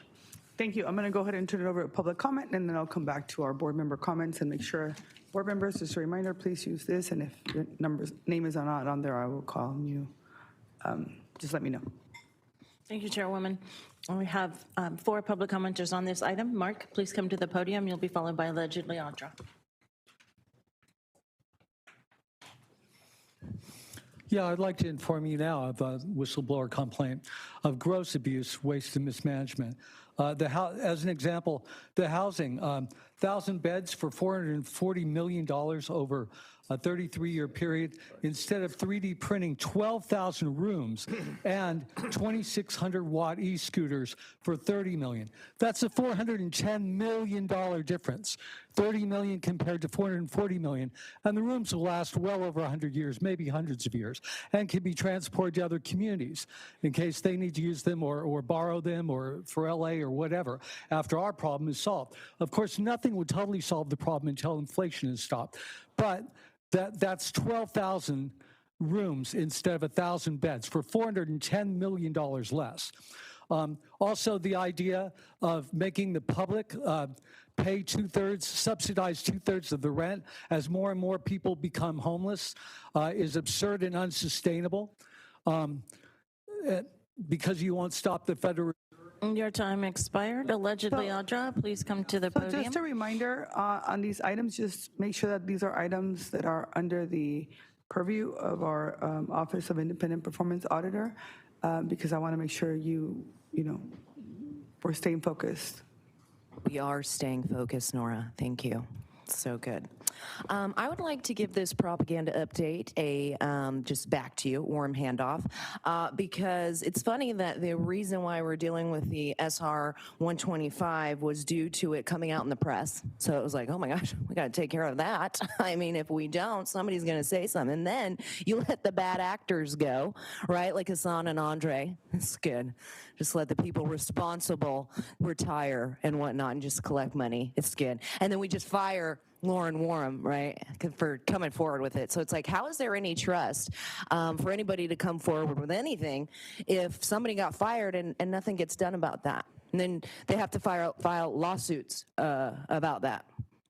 It's good. It shows like how well you guys can be trusted to deal with things, because you should be holding accountable the bad actors that you talk about in your thing. And what happened with that? Nothing, right? Because they got to retire, right? So it's like, who are you going to hold accountable for that?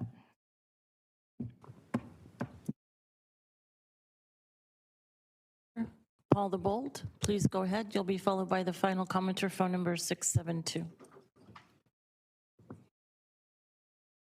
You're self-muted. Okay, let's see. I hoped we'd get a real audit and current investigation status. After all, we're paying our taxes for this, and we should know if there's an abuse. It's really awfully telling that Sendag has no respect for the people, that the audit committee meeting was canceled with not even a draft status report after presenting an ambitious audit schedule at the last meeting. We should know if there are still crooks at Sendag. Maybe we'll know after this meeting. One matter mentioned was the SR 125 toll scandal. The report says that reporting was inaccurate from the beginning. I don't know how many contractors were inaccurate, by the way. But how long was this? I mean, was it like the beginning 6 years ago, 7 years ago? Anyway, it disturbs me. Your time expired. Our next commenter, phone number 672, please go ahead.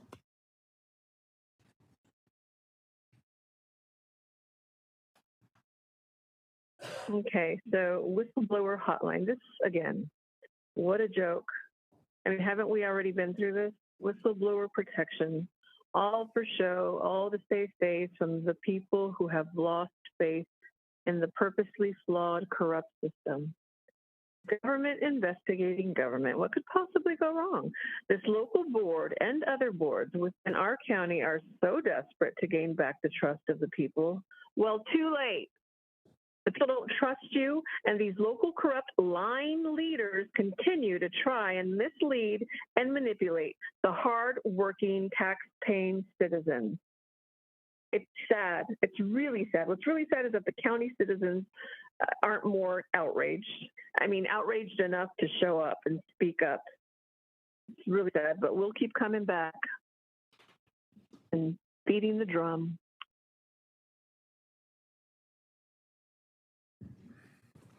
And Chairwoman, I do have one final commenter on this item. Truth, please come to the podium. Thank you. Courtney, what if those running the show are all bad actors? Jacobus claimed no money's been lost on the 125 toll fiasco, which is misinformation. There was millions in lost revenue, staff time, and on months' worth of audit reports. But if everything was just fine, then why the heck was Resilient Ray Major flattened? Why was Lauren the whistleblower fired? Why was Andre allowed to retire? Why did Kirk take his cue? And why was Colleen the smartest of everybody? The reality is that there's been toll idiots asleep at the wheel. Too many of you ate up every word Hassan sold like suckers. The complaint summary shows that those multi-million-dollar bike lanes for the rich 1% are causing the audit team to work harder while exposing Sandag to litigation. Why was that hiring irregularity from 2023 ignored just because it wasn't within 1 year? What is OIPA's monitoring for bullying behavior and a toxic work environment on June 25th consist of? What are the real tangible solutions? I demand real punishments, ban Sean from all meetings, put Nora in timeout, stipend deduction, something. Where is the independent performance evaluation auditor? Without a balanced captain with direction, Sandag will remain a sinking ship like it has been Your from the time beginning. expired, and that concludes the public comments on item 9. Thank you. Before I go to member comments, there's no screen. There you go. All right, council member. Thank you, Chair. And I want to thank and express my gratitude to OIPA and your staff for your thorough work on this analysis. Transparency and accountability are essential to fostering the trust required to manage an organization of this size and significance. Any changes in procedures that reduce or eliminate the potential for even the appearance of improper handling of funds are greatly appreciated. I'd like to remind this board that this referral arose from concerns, as previously mentioned, about improper systems and a lack of transparency related to SR 125 tolling operations. One of the firms identified as in OIPA's report was a major contractor for SR 125, with issues such as charging higher than approved rates, insufficient documentation, missing approval signatures, which we all know by now. These findings reinforce the urgency, and I have to emphasize an urgency, of removing the tool on SR 125 as soon as possible.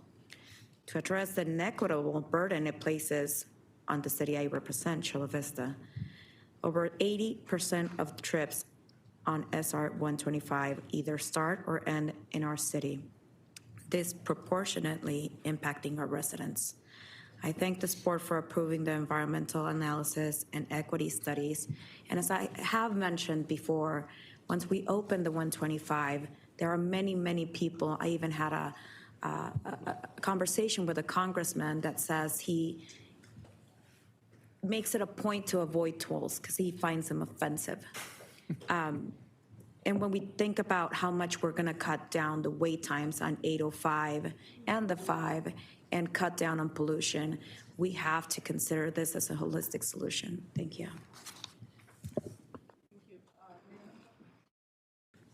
Mayor Minto, sorry, for the record.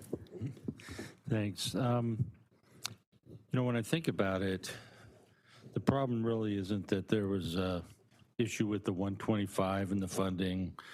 The fact that you know, there's some mismanagement and fraud and things of that occurred. That's not really the problem. Problem is that our staff didn't have the confidence in management to be able to come forward and talk about it openly, that there was something wrong. it's a shame that we have to have an independent auditor looking into all these things, other than, looking into how we can be more efficient. Because if, Mario, you and your new staff, whoever's here, you have to have the ability to have your staff trust you. And because loyalty doesn't just go up the ladder, loyalty has to come down the ladder. And I think if everybody believes that their voice is heard and they can be trusted that you're going to take care of the right business, I mean, it could be the most simple thing. And if I can't come to you and say, Mario, we have a problem. Can we look into fixing this? Or there's a more efficient way of doing something, and you're retaliating against me because I pointed out that somebody in maybe a decision-making position did something that could have been better, then we're always going to have an independent auditor. We're always going to have somebody who's afraid to talk. We're always going to have somebody in the audience that is critical of the fact that there is no trust, no loyalty, and with an organization. So that, to me, is it's great to have the report, but the report is only pointing out the fact that we have to do better in the future. Let's correct what was happened in the past and move on and do the right thing in the future. And that's really all I have to say, that you can't get any more simple than that, in my opinion. Thank you. Councilmember Shu? Thank you, Chair. I just want to point out my thanks. I'm going to go back up a little bit. My thanks that we have AB 805. We would not have an independent auditor if it wasn't for that piece of legislation. So I think that's important. I can't think of very many. I don't know of any local cities, the county, that has a completely independent auditor that reports directly to the management board with issues looking for fraud, waste, abuse, mismanagement. So I think we are extremely fortunate to have that at Sandag. And of course, looking for fraud, abuse, mismanagement doesn't mean that you necessarily have it. In the past, the media unfortunately reported in that way. And I think that's something that we need to keep in mind. Just having that in the title of agenda item doesn't mean that it's there. In fact, it means that it's probably not there if the report comes back that nothing was found. And I just want to make another added comment on all this. None of us, in fact, no one at Sandag is going to talk about personnel issues. We cannot. So I hope the public realizes that we are not going to say anything about any of our employees in the past. We cannot do it publicly. We can't even talk about it amongst ourselves. With that, I want to comment on the great report from Courtney. I find your report easier to understand and read. I appreciate outlining each of the complaints and what the status is. I think that's, and also you report on the number of complaints, how many are coming. And I really like the idea that you're looking for more reports, right? Not that you're looking for more work, but you want to make sure that people, we don't get into the situation in which people don't report. So you want that open door. So I find that really rewarding, and I want to commend you again for your quick response when you first got here at Sandag. You turned around some reports extremely quickly, probably before you came in the front door. So thank you very much for doing that, and thank you for this report. And I think we just need to remember that if you find something, that you don't hesitate coming to us, asking for a closed session if need be, and keeping that door open. I think we want to make sure that our door is open for you. And other than that, I really want to thank you for being with us, being here at Sandag, moving down here from beautiful Northern California, and being part of our team. Thank you. Councilmember Calder. Thank you, Chair. Thank you, Ms. Courtney, for that report. I do find that it's it doesn't seem like there's a whole lot of issues that we had that you explained to us, but I appreciate the way you labeled it out and let us know specifically what it was.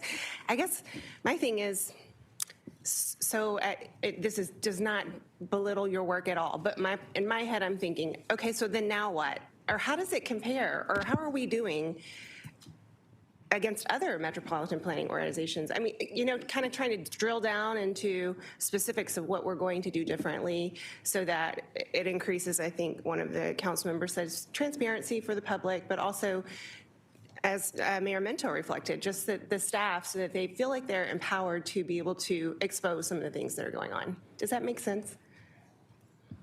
Thank you, Councilmember. In this phase, this is the first report that we've put forward in relation to the annual investigation report. We did put the past numbers, and I really appreciate where you're going. I am a big fan of benchmarking, and as I look to the other MPOs as far as what they're doing, I'm not aware that anybody else has an independent audit function, but I can certainly bring some of that information. I think that when we look specifically to this organization, I think following our trends, that's why it's so important to be able to report things anonymously or not, right, so that we know what's going on here. The more, and I really appreciate what Councilmember Hsu said as well, is like that people understand this is an independent office. And the more that we can ensure the employees of that and that retaliation will not be tolerated, that you can bring forth a complaint, then we're going to get better information. When we have better information, then we can do those investigations and then bring forth what are the issues. So right now, I think we're going to see, we are pushing for more reports. We want people to bring things that are troubling to them, to us. And so next year's report, I would anticipate, would be more revealing. And I don't mean that in a negative way. It'll just tell us what's happening in the organization. And to your point, I will, and my team will look at other agencies that we can bring some benchmarking to you on. Thank you. I really appreciate that. And again, that's just my brain, but you did amazing work, and I just want to give you kudos for that. Thank you. Councilmember Moreno?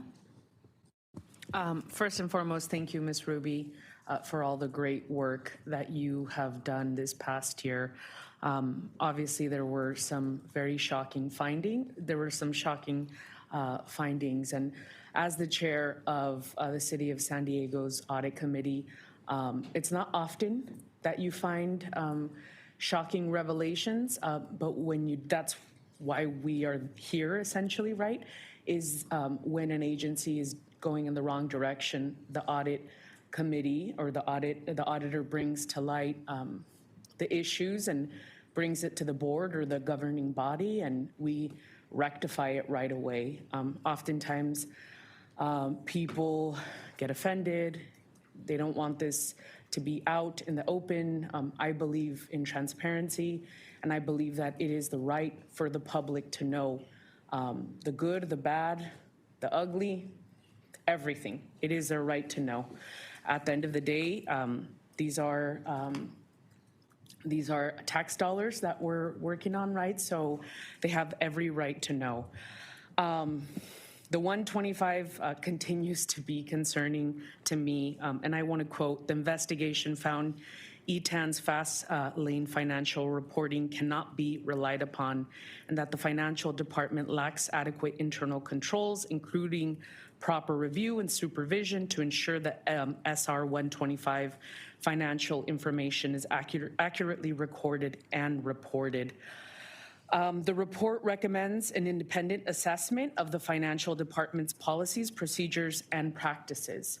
My question to you is, when will we be seeing that report? Thank you for that question. So the process to issue the RFP is a little slower than anticipated, and that's with our workload. That's not saying that anybody wasn't helping to get that out. The positive of that is I think that we're going to be able to provide you an analysis of what the new team is putting in place so that you're going to have an added level of assurance. So the investigation already found that there wasn't adequate internal controls. Now, with this new team, you'll have an evaluation of, are things being put in place to rectify those? So I think that's the blessing of it being later.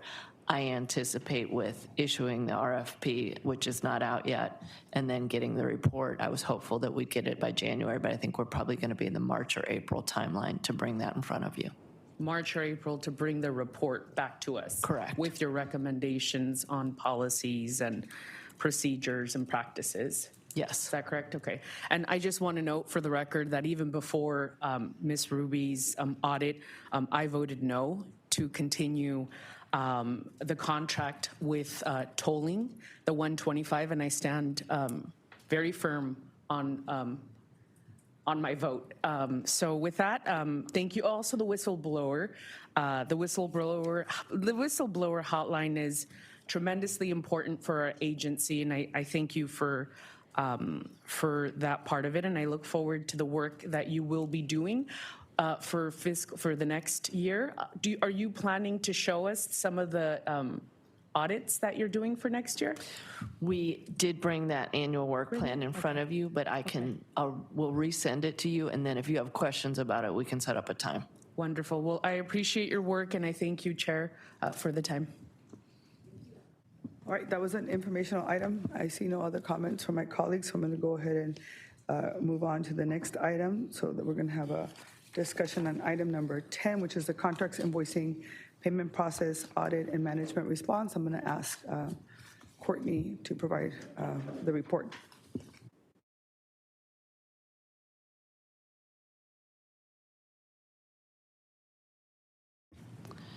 Thank you. Today I'm going to be presenting the contracts, invoice, and payment process audit.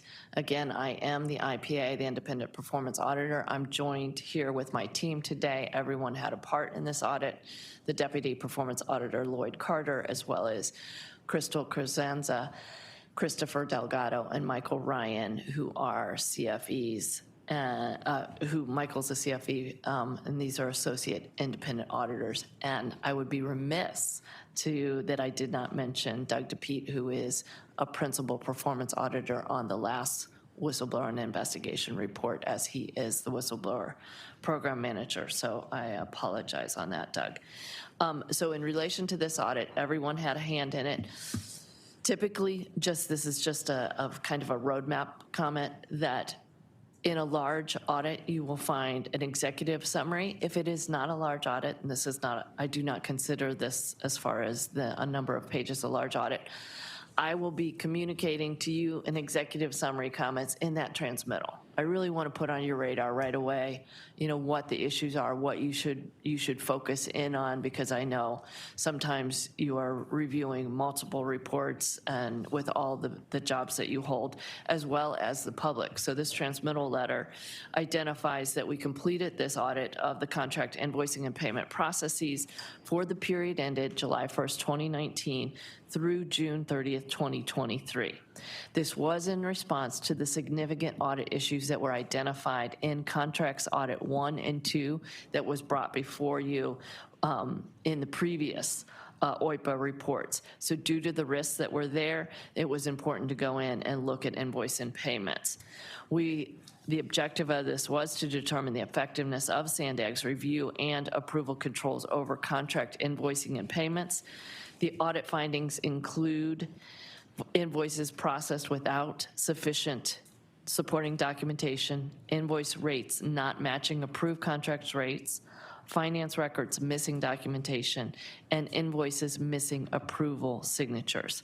The most concerning finding is that invoices totaling $13 million, or 32% of the sample we looked at, did not include sufficient documentation to determine what work was completed by contractors. So I'm going to dig into that more in a minute. Management agrees with all 7 recommendations, and after I complete my presentation, then management will give you theirs. And so it is important to point out that OIPA did the Contracts 1 audit and the Contracts 2 audit and then we came in and did this focused invoicing and payment process audit. So the recommendations are similar because the team management was still working on implementing. We are currently in the field right now doing a rigorous follow-up recommendation report. So that means that we'll be bringing forth to the audit committee in October and you all shortly after where management stands on the recommendations from the contracts audit 1 and 2. Just know that these recommendations are similar, so we would anticipate a similar response. So the introduction, finding 1, we already talked about insufficient supporting documentation, finding 2, invoice rates versus approved rates, finding 3, missing records, finding 4, missing approval signatures. I already stated the performance period was July 19th through 2023 in June. This is a part of the board-approved risk-based audit plan. And we consider risk both from a qualitative and a quantitative. The objective was to determine that SANDAG reviews and review and approval controls are effective over the contract invoicing and payment process. We selected 5 contractors. How did we do that? We did that from going back to the October 14th report that was issued, which was part 1. And we selected these 5 contractors. They were selected based on the biggest change, highest dollar increase in contract value. So we looked at WSP, PGH Wong, HNTB, JPM, and ACOM. And then you'll see the difference, dollar difference, and then the percentage change on the right.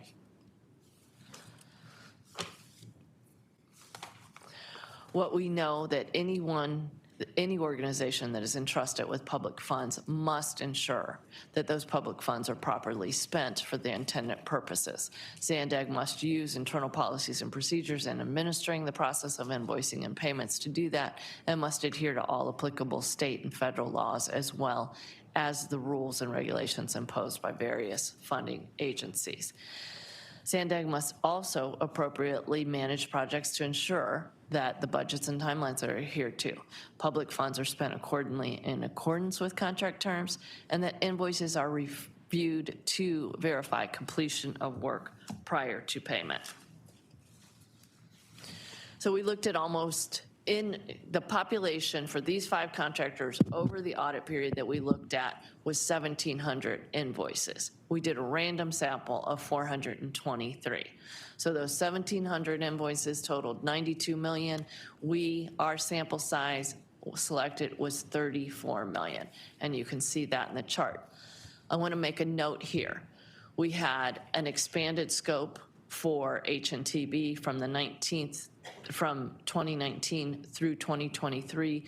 We reduced the scope on WSP, PGH, JPM, and ACOM. Why we did that is because we find that I want to make sure that we're bringing the most relevant information to you. That doesn't mean that you have to have a long scope. It does mean that you need to look at in the most recent audit periods to bring forth the information of what's working and what's not. So that change was implemented already. We'd already started HNTB. That's why there's a difference in the scope.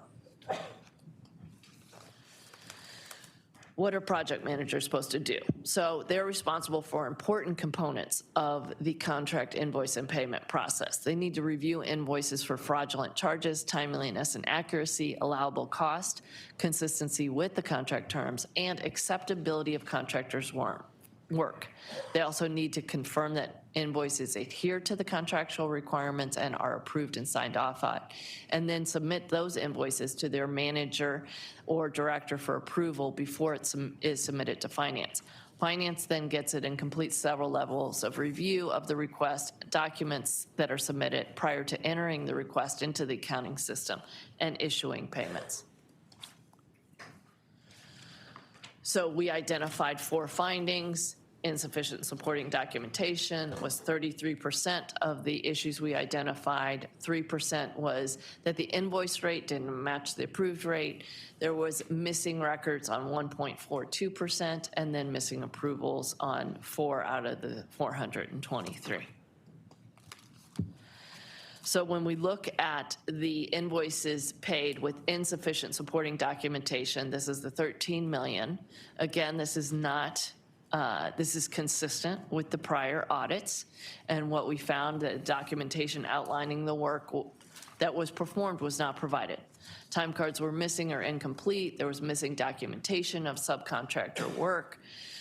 Project managers were not consistent in requesting itemized or detailed summary of work performed from contractors to include in the invoices, and we did find a discrepancy in the standard service agreement language regarding invoice requirements was inconsistent that Sandag needed to rectify, and they did have rectified that. We had 2 recommendations for this finding, and we recommended that Contracts and Procurement Department provide annual training for project managers on what is required for invoices based on the updated standard service agreement and the task order requirement, and that this training should ensure that project managers validate the work. So it's one thing to say that you need it, but we need to ensure that our team members are then making sure that there's adequate verification of that. We also recommended that Finance Department update their accounts payable procedures to include requiring supporting documentations consistent with the standard services agreement and task order submitted. Invoiced rates were not the same as approved rates. We found this in 14 of the 423.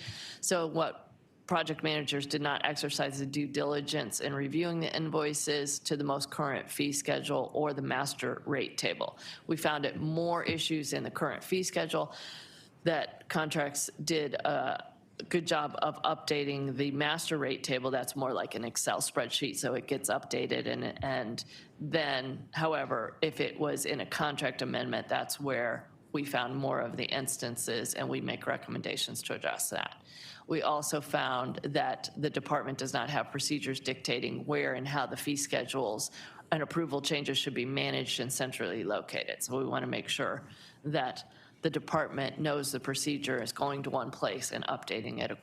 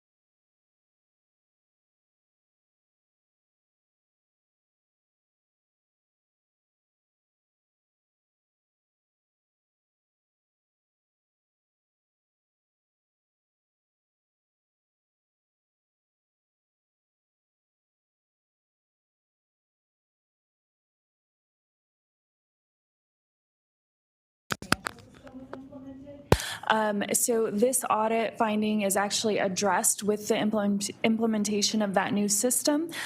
All of the records are maintained in that system and accessible in the future. So to address this finding, we proposed a regular cadence of reviewing and updating the account payable procedures. The finance department is already going through its policies and procedures to bring them into alignment with the new ERP system, and will reflect this change as we are making the other changes. And then following this significant update, a regular review of the policy and procedure schedule will be established.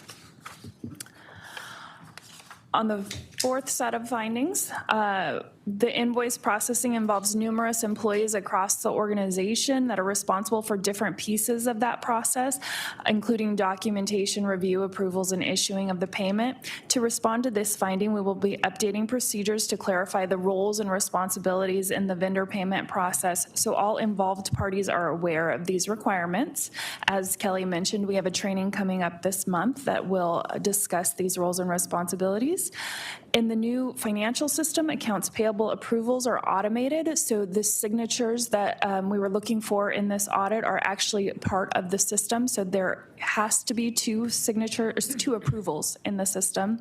The rules of the system will ensure that appropriate approvals are in place before an invoice is paid, as well as additional guidance will be provided as part of the training for the unusual situations referenced in number 2, where we might need an additional approver. So that process will be explained and provided during the training.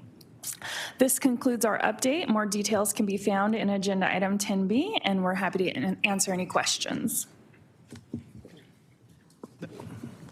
We're welcome with any questions of the staff. As you can see, we've taken this very seriously. Like item second, that rare occasion is when sometimes the supervisor is on vacation or they're the project contract manager or project manager. So it's finding those checks and balances. And so we're working towards it. We have implemented all these items, and we welcome any questions. Before I go to comments from our members, I'm going to go ahead and turn over to the public.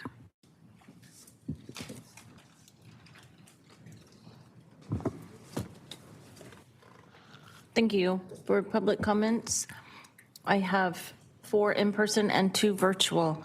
Mark, please come to the podium. You'll be followed by allegedly Audra.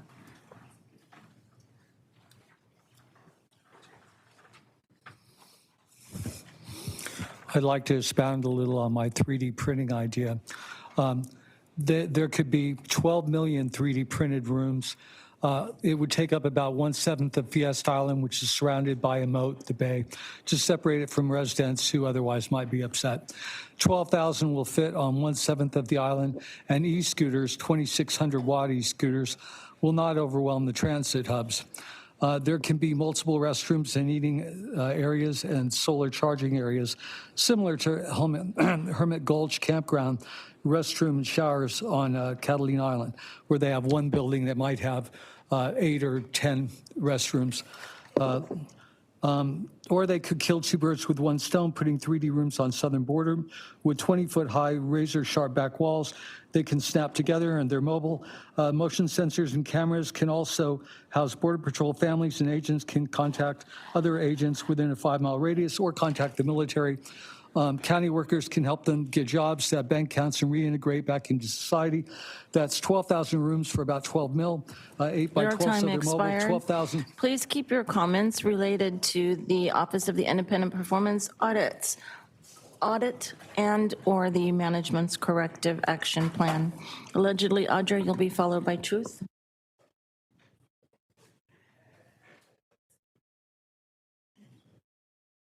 If you have any items that you want the Office of Independent Accounting to get, please go ahead and give it to the security so that she can make sure that the clerk gets the information, and then she'll hand it over to OIPA, okay? Thank you.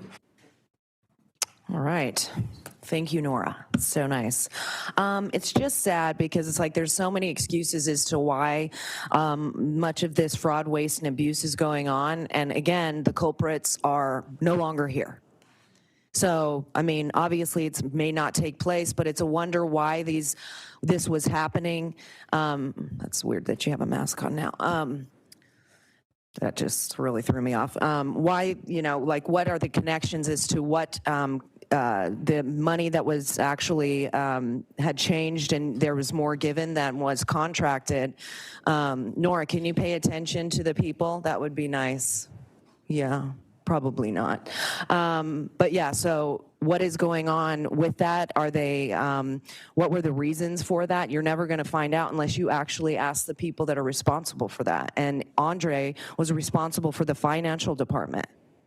So you should be asking him these questions. It shouldn't come up that, we're bringing this forward without actually talking to the people On that your are time responsible. expired. Truth, please come to the podium. You'll be followed by Cesar Javier and then Paul the Bold. All right, it's already another failure. Nora failed to say if 10A and TB were even combined, And Mara, you said transitioning to what? Why did it take 3 months for this information to be presented to the board? I consider that gross mismanagement, or Zito was too busy eating pizza, I understand. How do you have about 1/3 of all sampled SANDAG contracts missing records to find out what work was even done? With payments that don't match how much somebody like HNTB or WSP was actually paid? Who benefited? Where is the accountability? Prison for those guilty project managers is the only solution for that fraud, waste, and mismanagement. The weak management response from Mario even looks like somebody else signed for him. The response says, store rate and fee services approvals and changes in one file location. How many locations are finance documents currently in? Is SANDAG that backwards of an agency that they don't store files on a computer system where everything's easily accessible? Then it says the accounting and finance team will implement a regular cadence for reviewing and updating procedures and communicating changes to employees. How about do it monthly? Especially if SANDAG management was blaming turnover rates and the training and communicating should be regular. And somebody buy SANDAG a calculator, figure it out. Cesar Javier, please come to the podium. You'll be followed by Paul the Bold and the final commenter, phone number I cannot 672. speak that fast. Cesar Javier. Thank you, SANDAG. Thank you, investigators. This is a laudable presentation, and I am learning. And I'm going to apply this to what we have experienced from the city, county, and the Air Pollution Control District. I said a while ago, Air Pollution Control District must be decommissioned. I'm going to ask you can you please focus on the agenda item, sir? Yes, ma'am. This is parallel to it, and this is an antibiotic for Air Pollution Control District. It must be disbanded, decommissioned. I'm sorry, but that's the truth. And as we journey to find a solution for toxicity prevailing in our community, this is it. Disbanded. Your time has expired. Our next commenter, Paul the Bold, followed by the final commenter, phone number 672. Paul, please go ahead.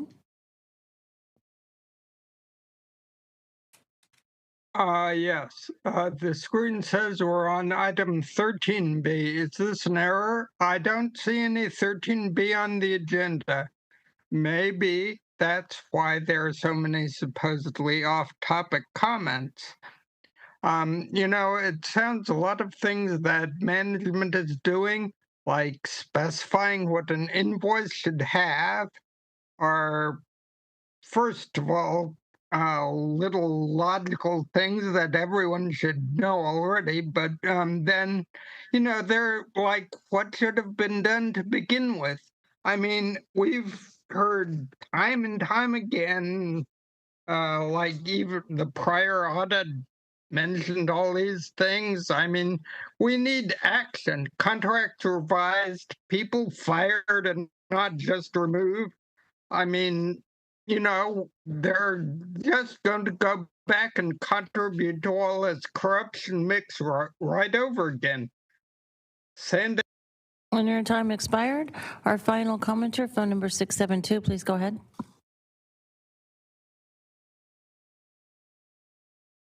You are self-muted.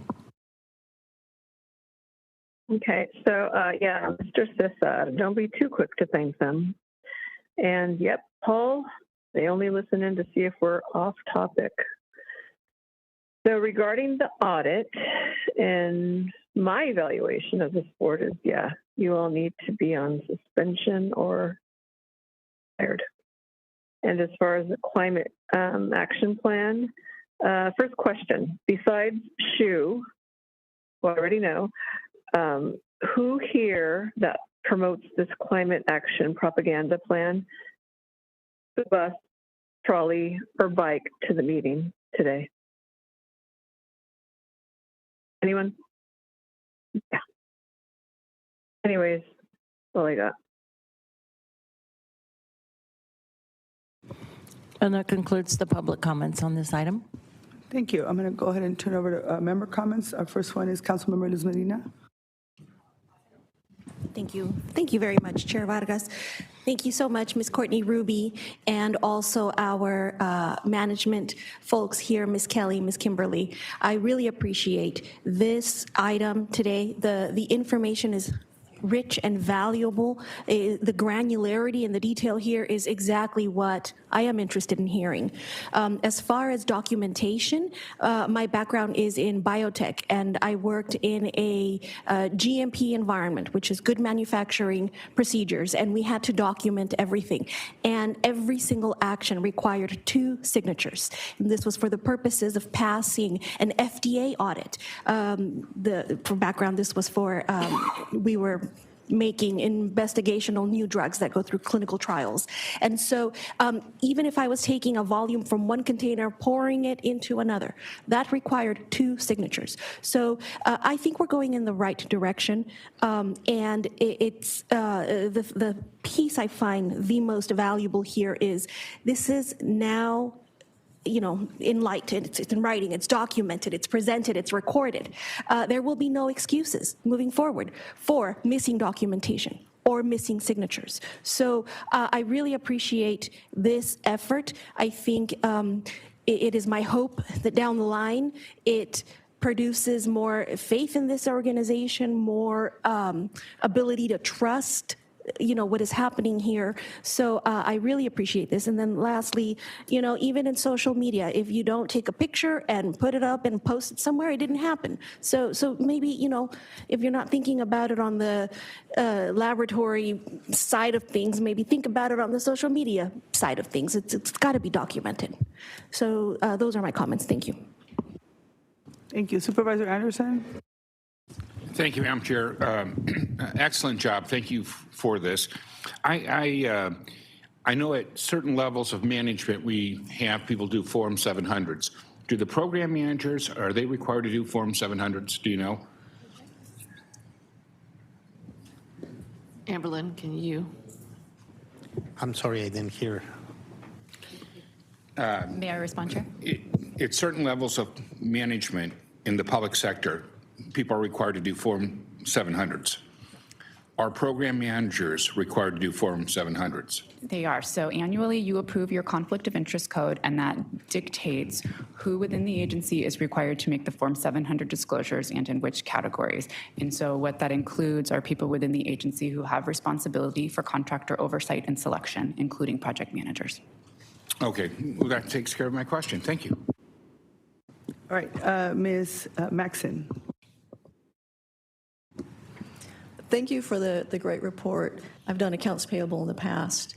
With a more than 32% failure to follow the process for accounts payable, I'm going to assume that there were some overpayments of taxpayer dollars.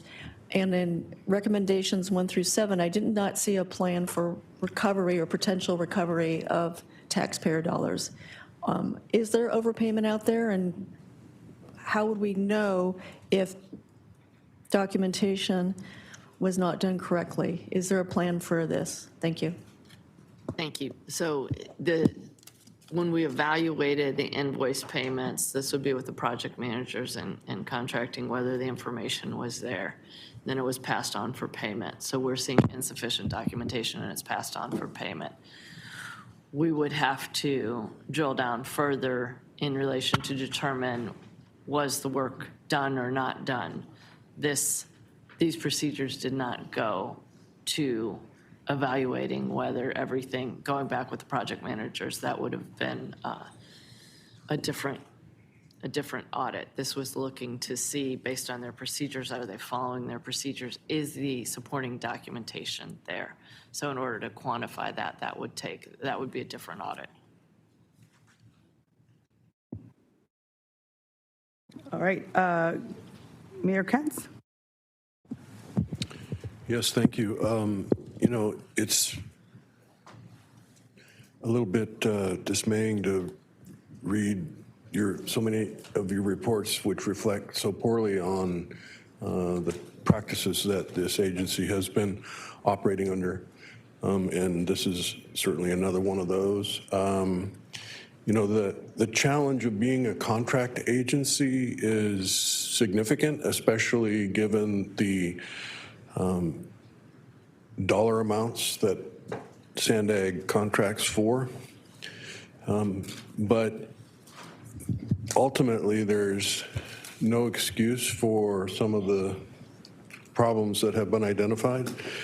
And when it comes to managing contracts, we are certainly dependent upon the contractors doing their part correctly. And so when I look at Table 3 of identified audit issues and I see the invoice rates versus approved rates were off 14 times, it does make me wonder, it was just two contractors, HNTB and AECOM, but what contractual mechanism do we have to recover the additional cost to our internal either project managers, accounting department, or whatever, whoever has to reject or monitor to make sure everything's being done properly? It definitely adds to the expense. If 137 invoices were submitted with insufficient supporting documentation, that is costing the agency money in order to identify that and to create, you know, kicking it back. It just, to me, just reeks of inadequate controls in our contracts, because perhaps there's no way of pushing back and putting on the contractor the additional costs that their poor documentation is costing the agency. And so the point I'm trying to make is that maybe we need to review whether our contracts have provisions which set forth the contractor compensating Sandag for the efforts that go into correcting their mistakes. And I don't know this, you know, we are not the only agency that has these sort of responsibilities, so perhaps this is something that's been invented by somebody else. Perhaps it's in the contracts, I don't know. But it's just mind-boggling to look at these two, Table 2 and Table 3, and consider just how much extra effort has been created. It also makes me wonder whether it's time for a 100% audit to see if there, you know, if there were 14 invoices that didn't have the approved rates, how much money is sitting on the table that we may have paid over the rates that were contractually committed to. So I don't know, you know, Mayor? if it's a... So let me ask you a question. So as I was reviewing this information and conversations that I've also had with our CEO around this, I think there's an organizational management issue as well, right? So Yes. and I think that's part of the work that he is doing now and what he's going to come back and share. And I'm not putting words in your mouth, but I want to just make sure, because as soon as he got hired, that was one of the concerns that I had, including some policies that other entities like ours actually have in terms of contracting, the amounts of how much we're able to spend or not, how do you hold people accountable. There's a lot of other best practices that I think that we are able to incorporate, and including from the agencies that he has come from, Caltrans. And so I think that it's a combination, right? So OIPA is is bringing the problem, and and management is looking at it. But I think the part for us is making sure that in the report that Mario brings back to us as a board about the organizational structures, the changes that we'll take in the organizational structure actually addresses some of these, including the project management piece, right? I think one of the reasons that we've seen SR 125 and some of these other issues not be addressed to the level that they should have been is there was no real project management and or who is responsible for the accountability piece. It's kind of, we're going to move this person, now we're going to move that person, and everybody's doing a lot of really great work. But in the end, you need accountability and be able to be efficient, and that those reports need to be able to be brought back to the board, to the executive team, their leadership, and then to us as well. And so I guess what I'm trying to say to you is that I feel like yes to all of that, what you've said. I agree with you 1,000%. And I think that there is not only the management report back about, look, this is what we're doing now, but there's a bigger picture about the organizational management of this particular agency and recommendations that the CEO has to bring back to inform us how this is going to get addressed. So it's institutional change that we're making, not just Band-Aids of fixing one thing or another. Yes, and I agree with what you said, and I also agree that it is the CEO's responsibility to fix this. But when reading, my thought is, do we need more help in the departments that review these documents? But if our contractors are submitting schlock invoices that are inadequate and unacceptable, that's costing the agency money that I want to be able to recover from the contractors, so that they understand that there will be a price to be paid on their end for submitting invoices that are inadequate and unacceptable. And so, just to me, that's the main thing that I want to convey, is that I hope this board takes super seriously the responsibility for protecting taxpayer dollars, and everything that the OIPA has been reporting to us clearly suggests that management hasn't been fulfilling the obligations of fiduciary duties that we have to the public. Yeah, no, point well taken, and especially the point you're making of creating some sort of a checks and balances, then that if a contractor is just being not good submitting the information, that doesn't mean that that's all where the problem is, right? That a lot is on this side of the street. So we need to work on our side of the street with the ERP, the checks and balances, the reorganization, but also looking into contracts and saying, hey, after you have submitted once, twice, 3 times, I think you need to start paying our administrative fees. So we can look into that for future contracts. Thank you. Deputy Mayor Gasterland. Yeah, thank you. I have 2 questions. When did the new financial system go into effect? The financial piece went into effect January 2nd of this year. Okay, so and how has it been going? Have you seen corrections already, given that this audit was for prior to 2024? So there's a number of controls in the system that are an improvement upon the process that was there before. It's a learning curve for everybody in the organization, so it hasn't been without its bumps, but you do definitely see an improvement in the internal controls function. Great, thank you. My second question is for Ruby. In Table 2, the sampled invoices, maybe we could show that. I'm wondering about the approach that you took. 100% of JPM was sampled and 19.6% of HNTB. So I'm wondering what the rationale was that led to 50% of the value for PGH Wong and AECOM to be sampled, 100% of JPM, and then the smaller percentages of the others. Basically, what was the sampling criteria? It was a judgmental sample is how the team pulled it, and I can definitely confer with Lloyd Carter, the deputy IPA, to give greater clarification on the sampling. Yeah, and I guess this goes to a concern, I'll appreciate the clarification, that when you sample, sampling can, if you sample again, you may not come up with the same answer. So, bootstrapping, is one way to do this kind of sampling. So I'd look forward to additional clarification.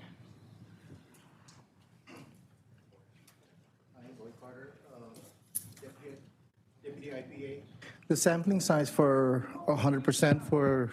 Can you hold the mic a little bit closer because we can't hear you, please? The sampling for JPM was at 100% because it wasn't a lot. Since it was just 87, we just tested all of it. However, what we did on our sampling was just random. We did take the top contractor's invoice, and then we make sure that we covered every contractor, every contract. So for HNTB, WSP, PGH Huang, we covered all the contracts that were there. But for the ones that have a very small invoice number, we went ahead and tested 100%. Okay. Although, 87 for JPM, I'm going to push back on that just a little bit with the chair's permission. So 87 out of 87 were looked at for JPM, 77 out of 231 invoices for Wong, 75 out of 224 for AECOM. So what you just said does make sense.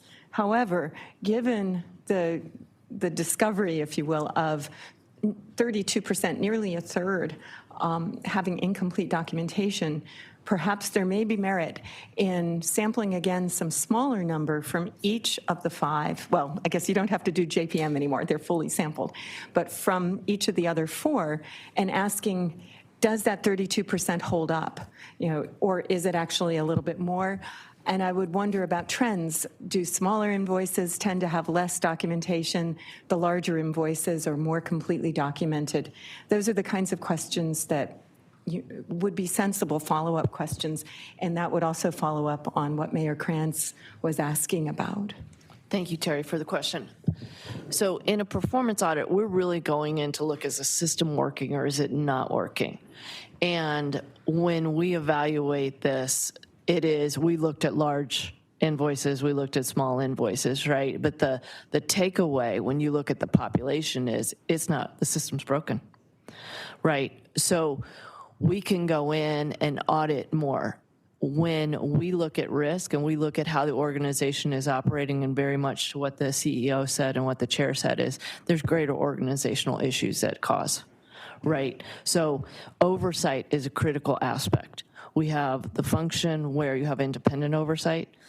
In contracting, you have organizational oversight. So the contracting department has to be organized in a way where it not only has the policies and procedures in place, but then it is monitoring to ensure that those things are occurring. So when we look at 34% of the population and we say we can't verify that there's adequate support to ensure that the work was done, that has to be immediately addressed. So more sampling, and we know, right, sampling, you can extrapolate it against the population, it's still going to come back with the same answer. Maybe we could provide you more nuance, but I don't know that the cost versus benefit would really address that, would be worth it. That makes sense. Thank you very much. Thank you. Thank you. Councilmember Burkholder. Thank you. Many of you have asked the questions that I was going to ask as well, so thank you, colleagues, for that. And I just cannot get past, if you look at the Appendix B, prior audit information, and you note the differences in the original amount and the current amount, and you add it up, it's like $174 million. That's taxpayer money.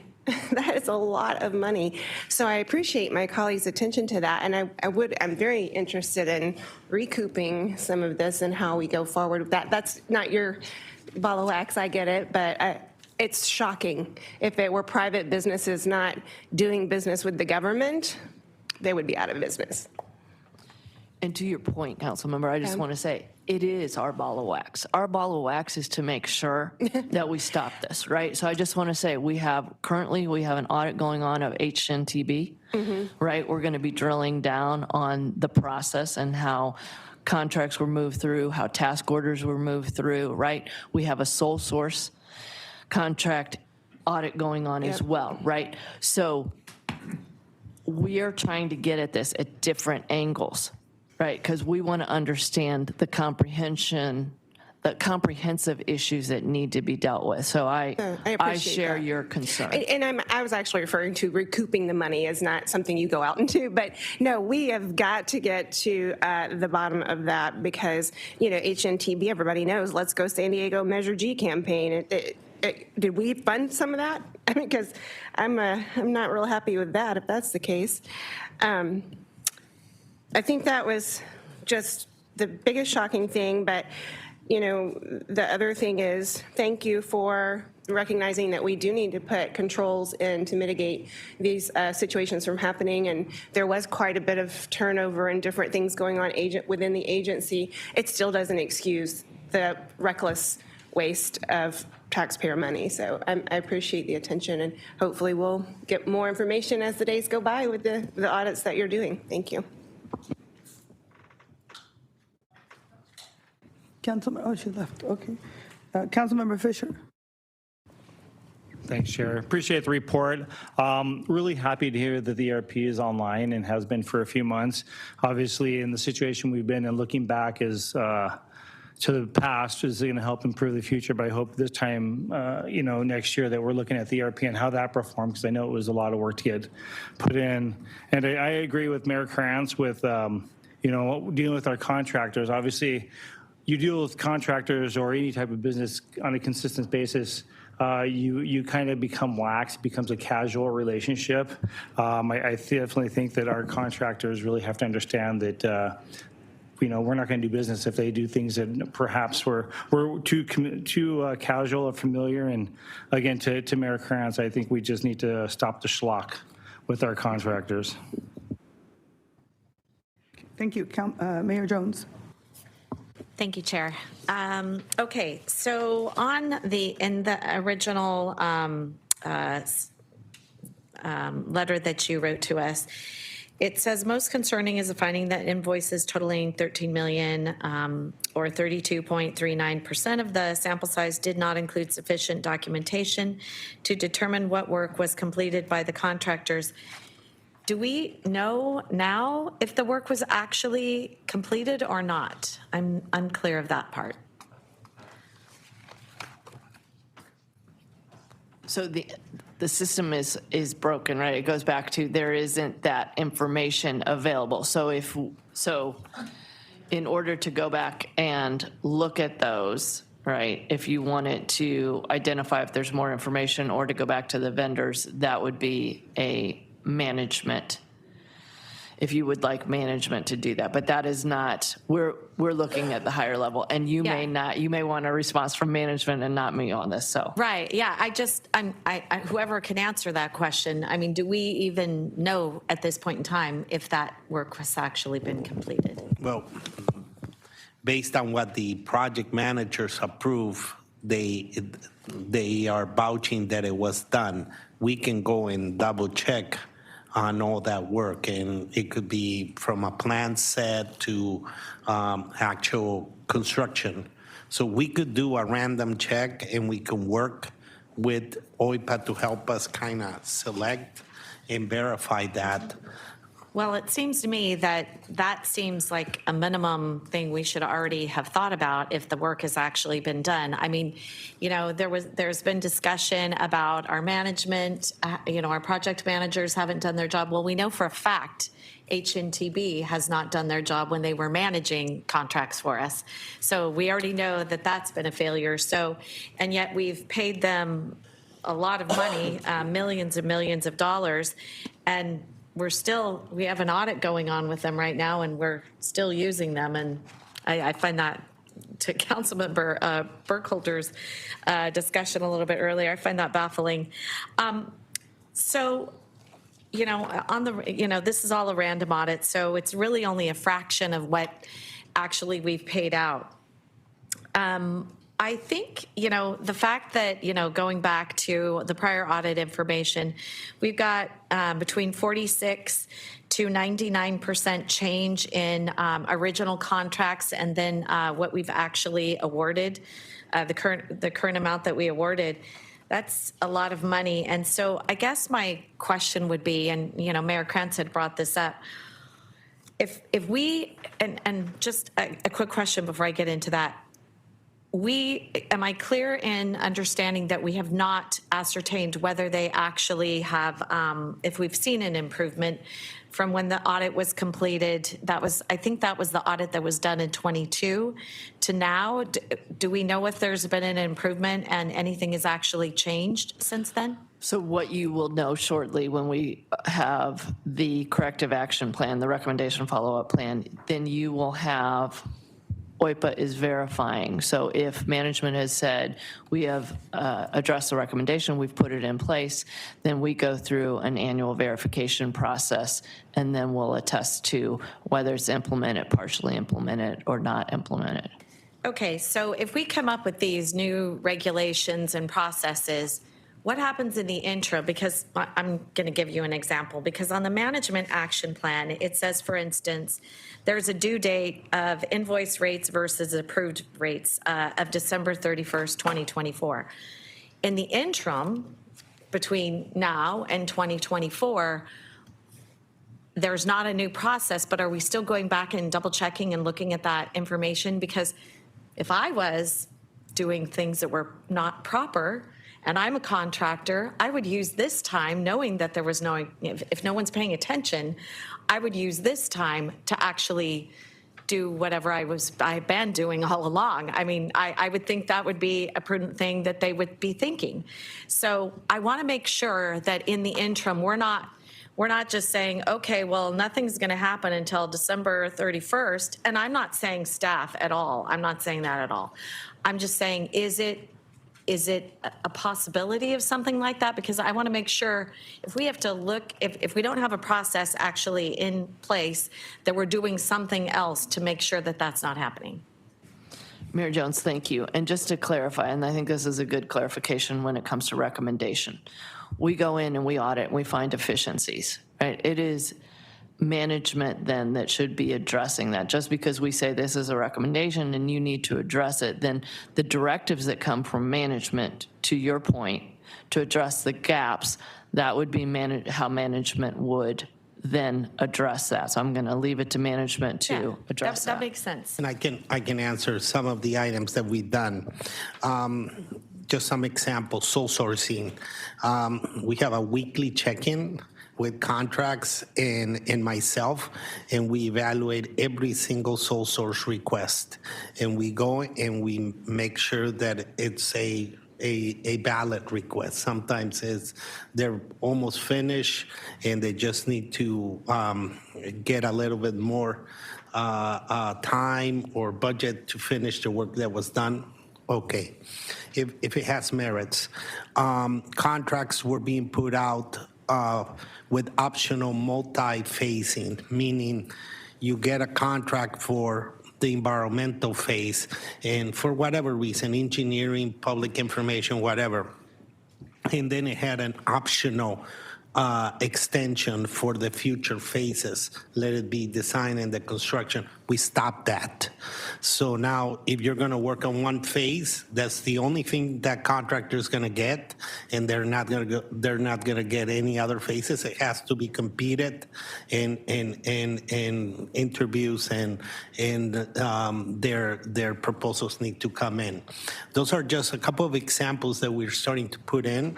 We also have put in the engineering construction divisions, higher checkpoints, new management, and the new program project management team is coming on board next week. So those are some of the items. We are tracking a lot of items in a weekly matter. I think from the directors, the one that probably meets the most with me is Kelly, because we go over each of the items and we start checking on them. And if something doesn't look good, it goes back to the drawing board. So, back to the Appendix B that, where we've got such large discrepancies in the amount awarded and then the current amount awarded. Do we know if those were because we had changed the scope, or were they change orders, or were they that we were paying them over and above what the actual contracted rate is? Because for me, when I think about, we've got, and this is just on the audited part, we've got over $21 million that we've overpaid from what we agreed to.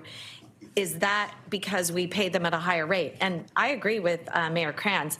If we've paid someone at a higher rate than we agreed to, we need to get that money back, because our biggest problem, and I know this is probably beating a dead horse because we talk about this a lot, we can never actually provide all of the projects that we have promised the public because we are doing things like this, maybe unknowingly.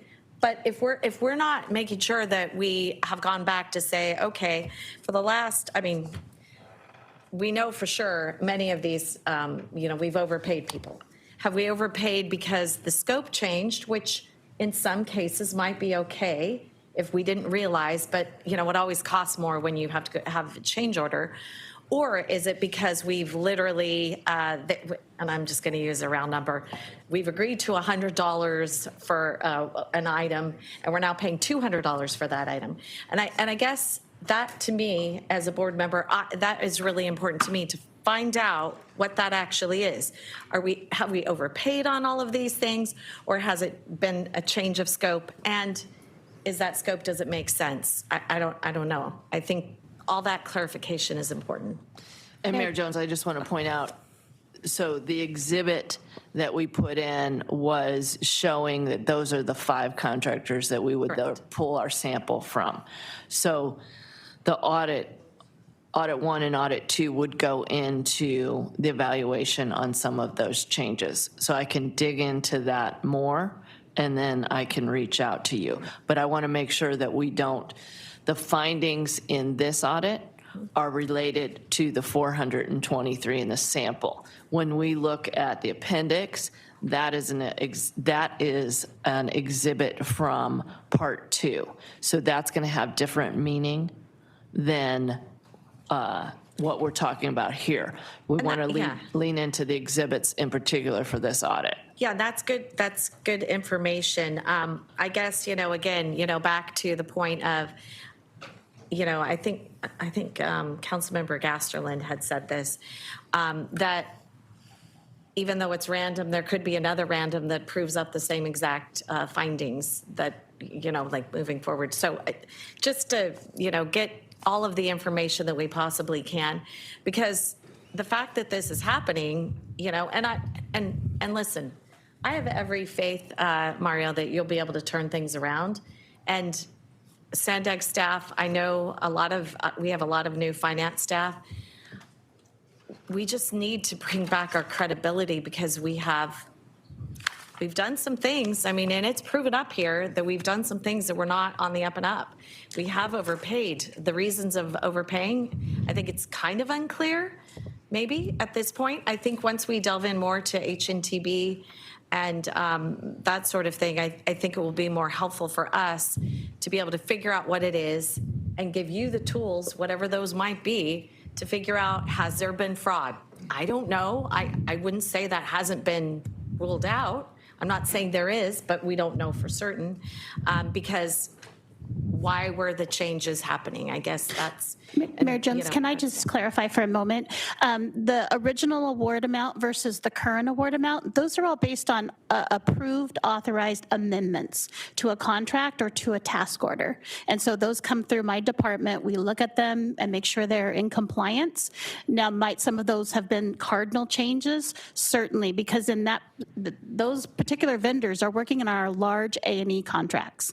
One of them, I think, think was our Mid-Coast contractor. You know that project had major change orders. It shifts, it changes as we go along. And so, but I can assure you that those are not overpayments. Those are, totaling up all the contracts across many contracts that some of our vendors hold and the task orders that issued underneath them. So they are authorized amendments, whether they're sole source or not sole source. So I guess one of the things when I was chair before I was actually elected as mayor, so this has been a few years, but we had a situation with I think it was Los Penasquitos Bridge where it kept coming back, costing more money. And one of the things I know that we didn't do is we didn't have flagging as part of the original bid, which I had asked the director at the time. I said, well, that doesn't make sense. Why wouldn't we have flagging? That's a very standard thing that you have to have during, a bid process. And he didn't have an answer for me. And I said, okay, well, who did the bidding? And he said, well, it was Sandag and NCTD together. And I said, well, are we in charge of that or is Sandag in charge of that? And honestly, I never really got an answer. So I'm really not quite sure how that happened. I guess as a board member, the more information that we have is probably going to help us out better. So I think some of these details that you're sharing right now are very helpful to understand. But we also do know that in some cases, and maybe it's not on those examples themselves, that we have paid different from what we actually agreed to originally. And that is very upsetting, because again, people say, why don't you ever, provide all of the projects that you've actually promised people or the public? And, for us, we have to figure out why that is. And I think part of it is that we have had changes in some cases. And, again, change orders can be very pricey because they're not part of the original bid. So making sure that we are having a full scope of a project.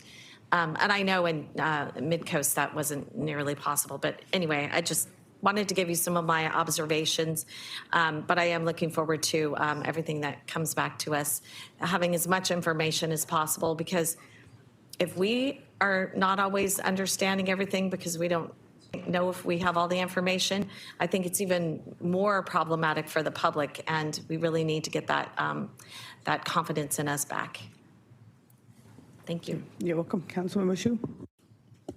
Thank you. We're not taking any action on these items. It's just simply for discussion, and the discussion is good, but I'm also aware of our time. So I'll make my comments real quick.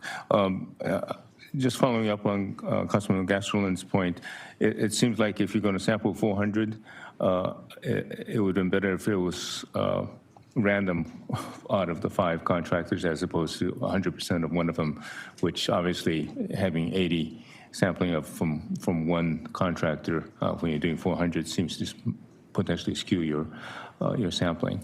And I think that was her point, that looked a bit off. But that's a quick comment. We have about 1% of the contracts or payments without proper signatures or something to that effect. That doesn't bring up too much of an alarm, although I'm kind of worried why a signature is missing. And I don't know how that compares with other agencies. The other 30-some% with not adequate documentation, what are we talking about in that case? What would be an example of the range of things that are not well enough documented? So they could be, if it's required, it could be a progress report, it could be timesheets, it could be lack of timesheets for subcontractors. So it's those things that verify work has been done. Great. So do we know how that compares with other large, multi-million-dollar projects, whether by Caltrans? I shudder to think what the federal government does, whether or not they have records of like that as well. Councilmember, I don't know how it compares, but I will go back to the contract oversight function. This is what has been addressed even in when we talked about the templates being updated by contracts, and the work that both finance and contracting are doing to make sure that supporting documentation is attached and that project managers are trained in order to verify the work, that we can look as far as what other agencies are doing. when I look at this and I see 34%, that the amount of tightening that needs to occur, which is the recommendations we've made and what management is working on, is critical. Right. I totally agree. That is not a good, 30-some% is not a good number. It should be brought down to maybe under 5 or 1 or 2%. The other point I think is important for us to know is that these are change orders. They're not overpayment, as was pointed out by Kelly. I think that's important for us to know. However, there is the issue of doing change orders without going to rebid on something, particularly when it's We're mixing things. I just want to be clear. So we put an exhibit in the report to say, this is why we zoned in on these 5 contractors, right? And that exhibit was from the 2022 audit. When this is an invoice and payments audit. So it's different than change orders and amendments. That's something different. This was looking at what invoices we've paid to these 5 contractors, knowing that 1,700 invoices were paid over the scope of our work, and we picked 423 to then evaluate. So just to make sure that the distinction is there. Okay. I think I'm getting a better picture. I'm going to end my question in there. I think there is more to look at, and I'm happy that we are getting this kind of report and additional clarification. All right, so we have 2 more people on the queue, and then I'm going to go ahead and close this up so we can continue on. Councilmember Chavez and then Mayor Kearns. Thank you, Chairwoman. I'm not going to be repetitive and go over what everyone has said. I'm going to be really brief, and I know we're all, as a board, demanding transparency. We thank you for all the hard work. As Board Member Markson mentioned, that there was another study, right, that needed to be made to see this money, this 13 million, this contracts, what didn't we complete? What can we get back? I think that the next recommendation we can make to the CEO and the chairwoman and as a board is to see if we can have another study to determine what can we get back from the contractors that they knew what, probably knew that they had to comply with certain stuff and hit certain marks and with certain work that they needed to. So I think that from those 13 million we were talking about, maybe there's another study we can look into to see what can we get back. I think that's the overall sentiment that I'm hearing, and that's just what I'm going to finalize with. Thank you. I'll be brief. Looking at Appendix B, I'm wondering, I'm assuming that there was somebody that punched in a bunch of numbers in a spreadsheet, right? And so to get between the difference, current amount awarded and the original amount awarded, that's probably documented what each of those items was. Is there a way to see that level of detail to have a better understanding of, and it would have some sort of note about what the item was, what was increase the value of the contract? We can go back to the 20, so this is the audit that was issued in 2022. We can go back and provide you more information on what the original award was versus the current award. Right, and here's the reason I'm interested, because if the board policy is such that we allow the executive director to approve increases in contracts without board authorizing that, then and every one of these transactions were under that amount and maybe $1 or $2 under, maybe we can see a trend in that we might want to address. And, each of these items, were they, allowed under board policy and therefore didn't require board approval, or did the board approve them, and maybe the date that the board approved them? These are all things that I think would be very valuable for identifying possible shortcomings in our board policies. So, Mayor, I would have to go back and look at the 2022 audit and see the information in there. I just want so the invoice and payments audit is different than the 2022, and this would be the amendments and change orders, and then looking at the audit's objectives and what work was done to those. So we can provide information on what was done in that audit period. It may be out of, it's not in the scope of this current audit. Okay, I appreciate that, and I don't want to, I'm not trying to create a bunch of more work. I'm just hopeful that the work's already been done and all we need to do is see the details. I look at that table and it's you know. Well, let us provide more information on the table, because I know. Right, and if it turns out that you can't do this easily, maybe we need to look at how we can get this information, because it's a issue of credibility. We need to show that we've been accountable for the duties that we have as board members and as a public agency. And so when you look at that, it's just like, holy cow. Yeah. Well, maybe somebody's been asleep here, and we need to wake up and change some policies that, you know, to the tune of gazillion dollars, we just kind of let a contractor double the value of the contract. We can definitely send out information on that exhibit. I know we're interested in going on, but I hope we can get drill down on this much more. Thank you, sir. Thank you so much, everyone, for all of the great work and for all the feedback and management report, for also addressing the concerns. I know there's a lot of work to be done, and I don't want to be repetitive, so I'm going to move forward. I know we've had a lot of conversations about this, so thank you, everyone. All right, so this is what I'm going to do with the rest of the agenda, because it's 1 o'clock and we have closed session. So I'm going to go ahead and take public comments for closed session, and then I'm going to take non-agenda public comments, and then go into closed session, and that way we won't have to wait around. Thank you. So to clarify, Chairwoman, you want to take continued non-agenda first and then closed session? Yes. Public comments? Thank you. So I have 4 continued non-agenda public comments from the beginning of the meeting. Allegedly Audra, and then virtually Paul the Bold, B. Mittermiller, and phone number 672. If you're still present, raise your hand at this time. Allegedly Audra, please come to the podium.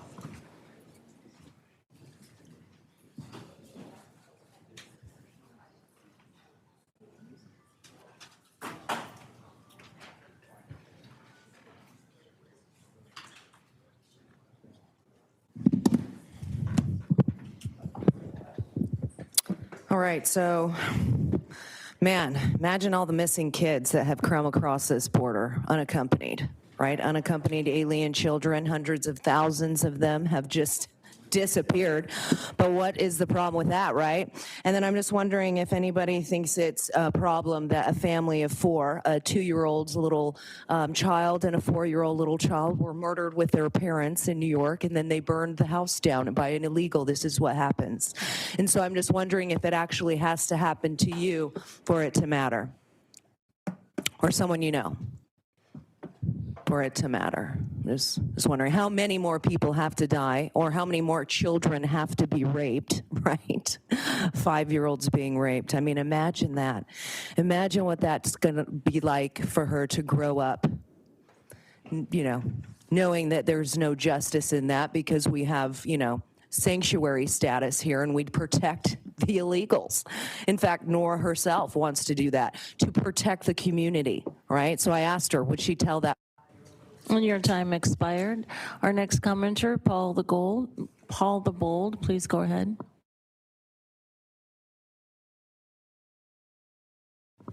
You are self-muted.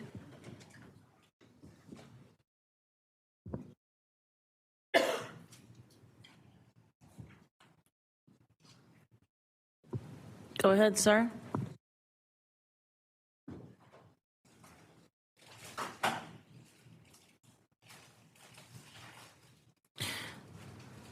Okay, I'm going to go on to the other commenter that we have virtually, phone number 672. Please go ahead.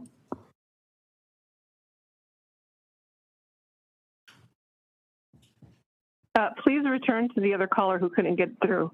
Anyways, what I was going to say is, God, I had so much to say. And do I get another minute, by the way, for my last meeting of you? Whatever, it doesn't even matter. I know you guys don't honor anything. So anyways, this is not what I was going to say, but I'm going to say it now. Rebecca Jones was saying earlier, to what she was saying earlier, the real question, after all the failures done on the taxpayer dime, why have we allowed for this period? Why do we continue to allow for this? Why?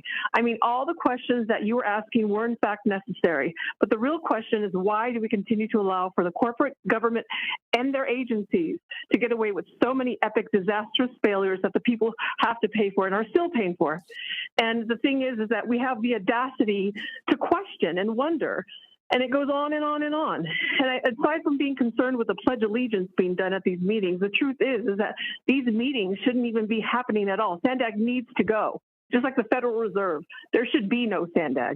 It serves. And your time expired, and I will go back to Paul the Bold. Please go ahead.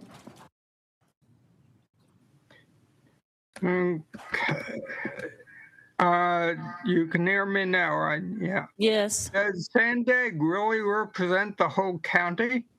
You've got Robin Joy Maxson sitting over there theoretically representing half the county, yet she doesn't have a vote.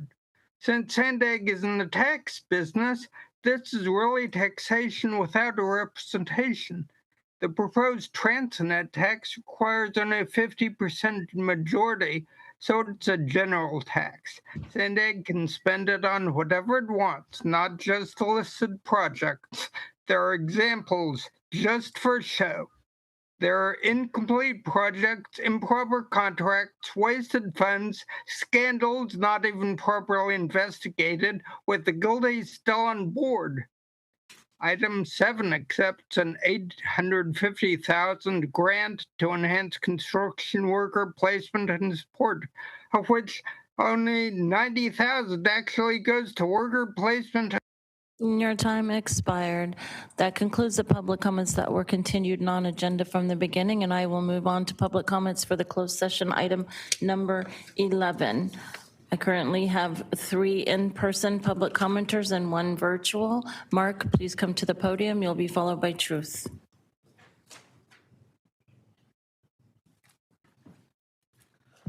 Mark, obviously there's incredible negligence that these people's property was flooded. And what I notice is that no matter what the government does, we taxpayers pay for it. And I never see anyone being held accountable. Also, I think at the Board of Supervisor meeting that Nora's also chairing, she was talking about $650 million for the climate action plan.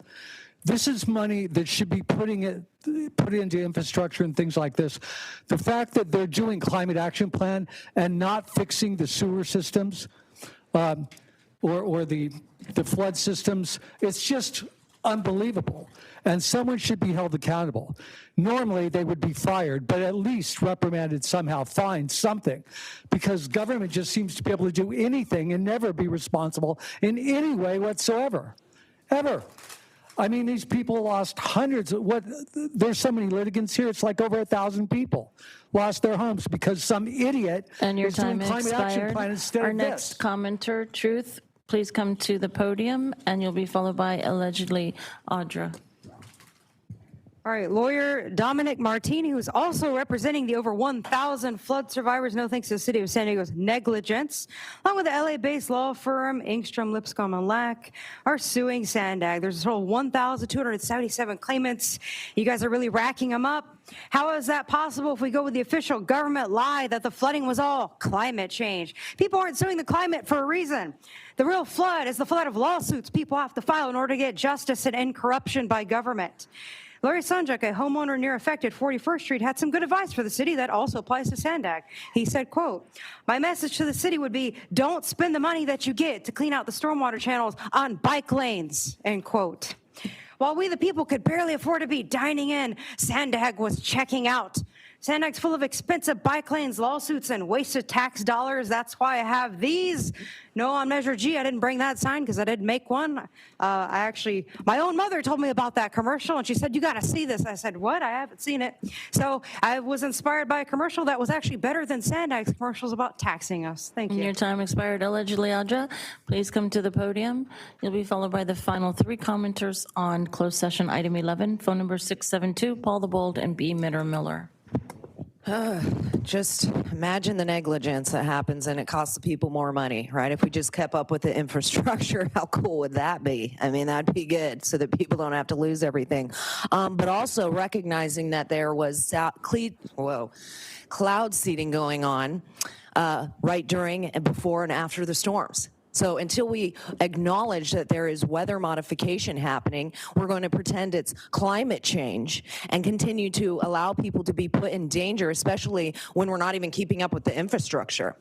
But you could start there and then also go into trying to do something about banning that here in San Diego. There are other states that have acknowledged that it happens. They know there's weather warfare going on, and so they bring forward legislation to make sure it doesn't happen in their state. Instead, we have to worship this climate god and go, oh my gosh, because it fits right into the agenda, right? As long as we don't acknowledge it, it just goes right along, and then you can continue to push your, climate action plan. But this is sacrificing people for that God, and it needs. And your time expired. Phone number 672, please go ahead.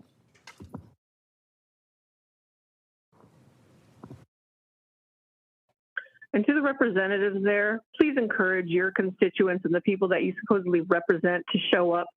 Encourage them to get involved. Encourage them not to just sit by on the sideline and rely on you, because obviously you're not making it happen. And, just like the storm and all that other stuff, it's just, we have our neighbors, our brothers and sisters down South County suffering, getting sick, and all you guys do is talk. So reckless. It's infuriating. It's infuriating to be paying attention to these silly meetings that go on and on and on, and it's just, there's no results. It's just a waste of the time of the people and also our money. And it's just like, it's like you ignore, these politicians ignore people like Dr. Kimberly Prather. She wrote, I have a well-established track record in air measurements. And it's deeply disturbing to see a politician, Nora, who is not an air expert, to try and smear the reputation and efforts of those of us who are the experts working around. Your time expired. Our next commenter, Paul DeBoll, please go ahead. Hello. A brief comment. It says a lot about Sandag that there's still unresolved cases, 5 of them from the January flood, with a lot more plaintiffs mad. Sandag, time and time again, it seems to be playing for time, and I mean, it should be obvious by now, but I'll say it again. It should be abolished. It is no longer representative of the county. It should be abolished and reconstituted. They serve private interests and not the people.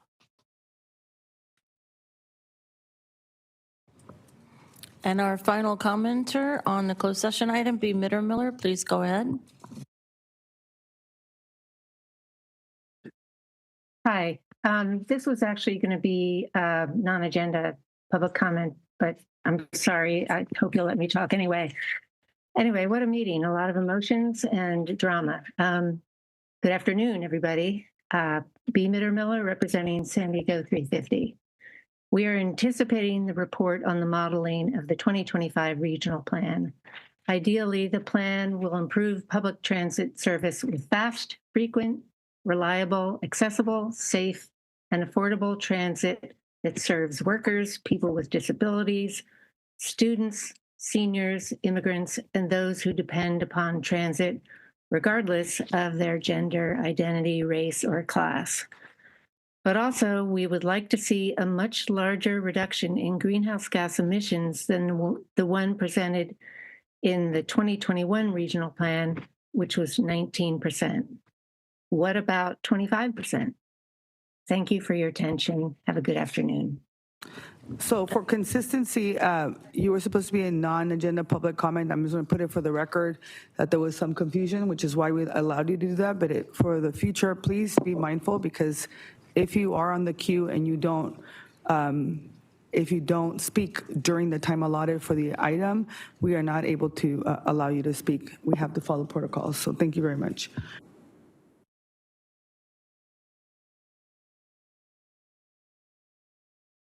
That concluded the public comments. All right, thank you very much. With that, we're going to go ahead and move into closed session. I'm going to ask everyone who does not need to be here in this item to please exit the room, and then we will reconvene to share any reportable actions to take non-agenda public comment.